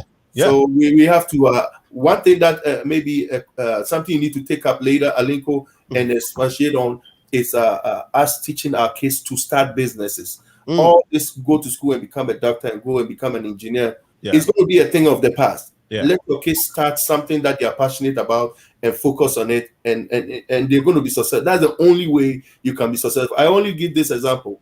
If you're a doctor, you are hoping that you don't get fired. If you're working for somebody, only the prayer you can pray is that, God, let me keep my job. Okay, that way you have a glass ceiling on your head. But if you're working for yourself, the sky is the limit. God can actually bless you that way. You know. So let's take stuff we are interested in, and even if you have a full-time job, do something you're also interested in, and then you pray about it, and you'll be all right. Thank you for letting me talk too much. No, not just every point you all have shared has been so valuable. The reason why we've gone 20 minutes past the time is not because we just want to be, we don't have anything to do, we want to sit here, right? You all are busy schedules. Francisca has to go to work. It's about what, 11 p.m. maybe Ghana time now. She has to be at work early in the morning. We all have a busy schedule, but I think that the value of what you are sharing, the information you are giving now, the wisdom that you are sharing is so important that sometimes we go past our scheduled times. And so thank you all for sharing. I really appreciate you. Peter OSEI, realtor, investor, business mogul, and also the CEO of LIMPET Warehouse Staffing right here in the Chicago land, situated in Bolingbrook, to be specific. I need to interview your mayor. He's done a marvelous job for that city. Yes, sir. Yeah, yes. Yeah. The mayor of Bolingbrook. I tip off my hat for him, man. Yeah. But that's a conversation to be had later. Okay. Francisca in Ghana, who is a TV presenter. Can you still hear us, Francisca? Okay. Thank you so much. Okay, thank you so much for your time. I really appreciate you. Noah, my brother, thank you so much. Finally, we've been able to get you on the show, Noah. So parenting is hard enough, and we are constantly learning. Everyone is constantly learning as a parent, even if you are a guardian. It is important to hold tradition as well as adjust to new ones. It's all about finding the balance. Okay. So we just want to say thanks you all for joining us again. And thank you to our great guests, especially who have made this show a success. Without you, we couldn't have done this. And I would like to thank the callers again for your contribution, and also follow us on Facebook and on YouTube. Remember that we need your support. The PMSshow.com is the website. Please go up there and help with a donation. You can also just type Progressive Minds. It will pop up. Progressive Mind Show on Google. It pops up. We need your donation. Please go ahead and support us. The Cash App ID is $SENAALINCO. Next week, coming Wednesday, we're going to be talking to a group of people who are bringing a huge project to the city of Chicago. These are 2 African Americans and 1 Ghanaian. Huge business opportunities that is going to impact the city tremendously. We want you to engage us 6 to 8 p.m. coming Wednesday. Remember, to whom much is given, much is required. This has been your favorite host with the most powerful show on this earth, the community building show, the Progressive Minds. Peter, we'll talk. All right, sir. All right, guys. I just made a donation to you, so just keep it up. Oh, you just did that? Okay. Now that Peter has done it, I'm waiting for. Leave them alone. I didn't do it to compete. Leave them alone. I'm sure the whole family came together. Say hi to. For some, I only remember Chelsea's name. The other girls, I don't remember their name. Daniela, Jada, and Valerie. Excellent. Yeah. Well, my regards to them and your beautiful wife. We'll do. Rachel. Okay. Yeah. Francisca, have a wonderful evening. I'm waiting for your donation too. Noah, whether you smile or not, you have to donate to Noah. My brother, I'm looking forward to hosting you again. Francisca, have a wonderful evening, okay? Thank you. All right, welcome. Bye-bye. Thank you, guys. Nice to talk. Good night.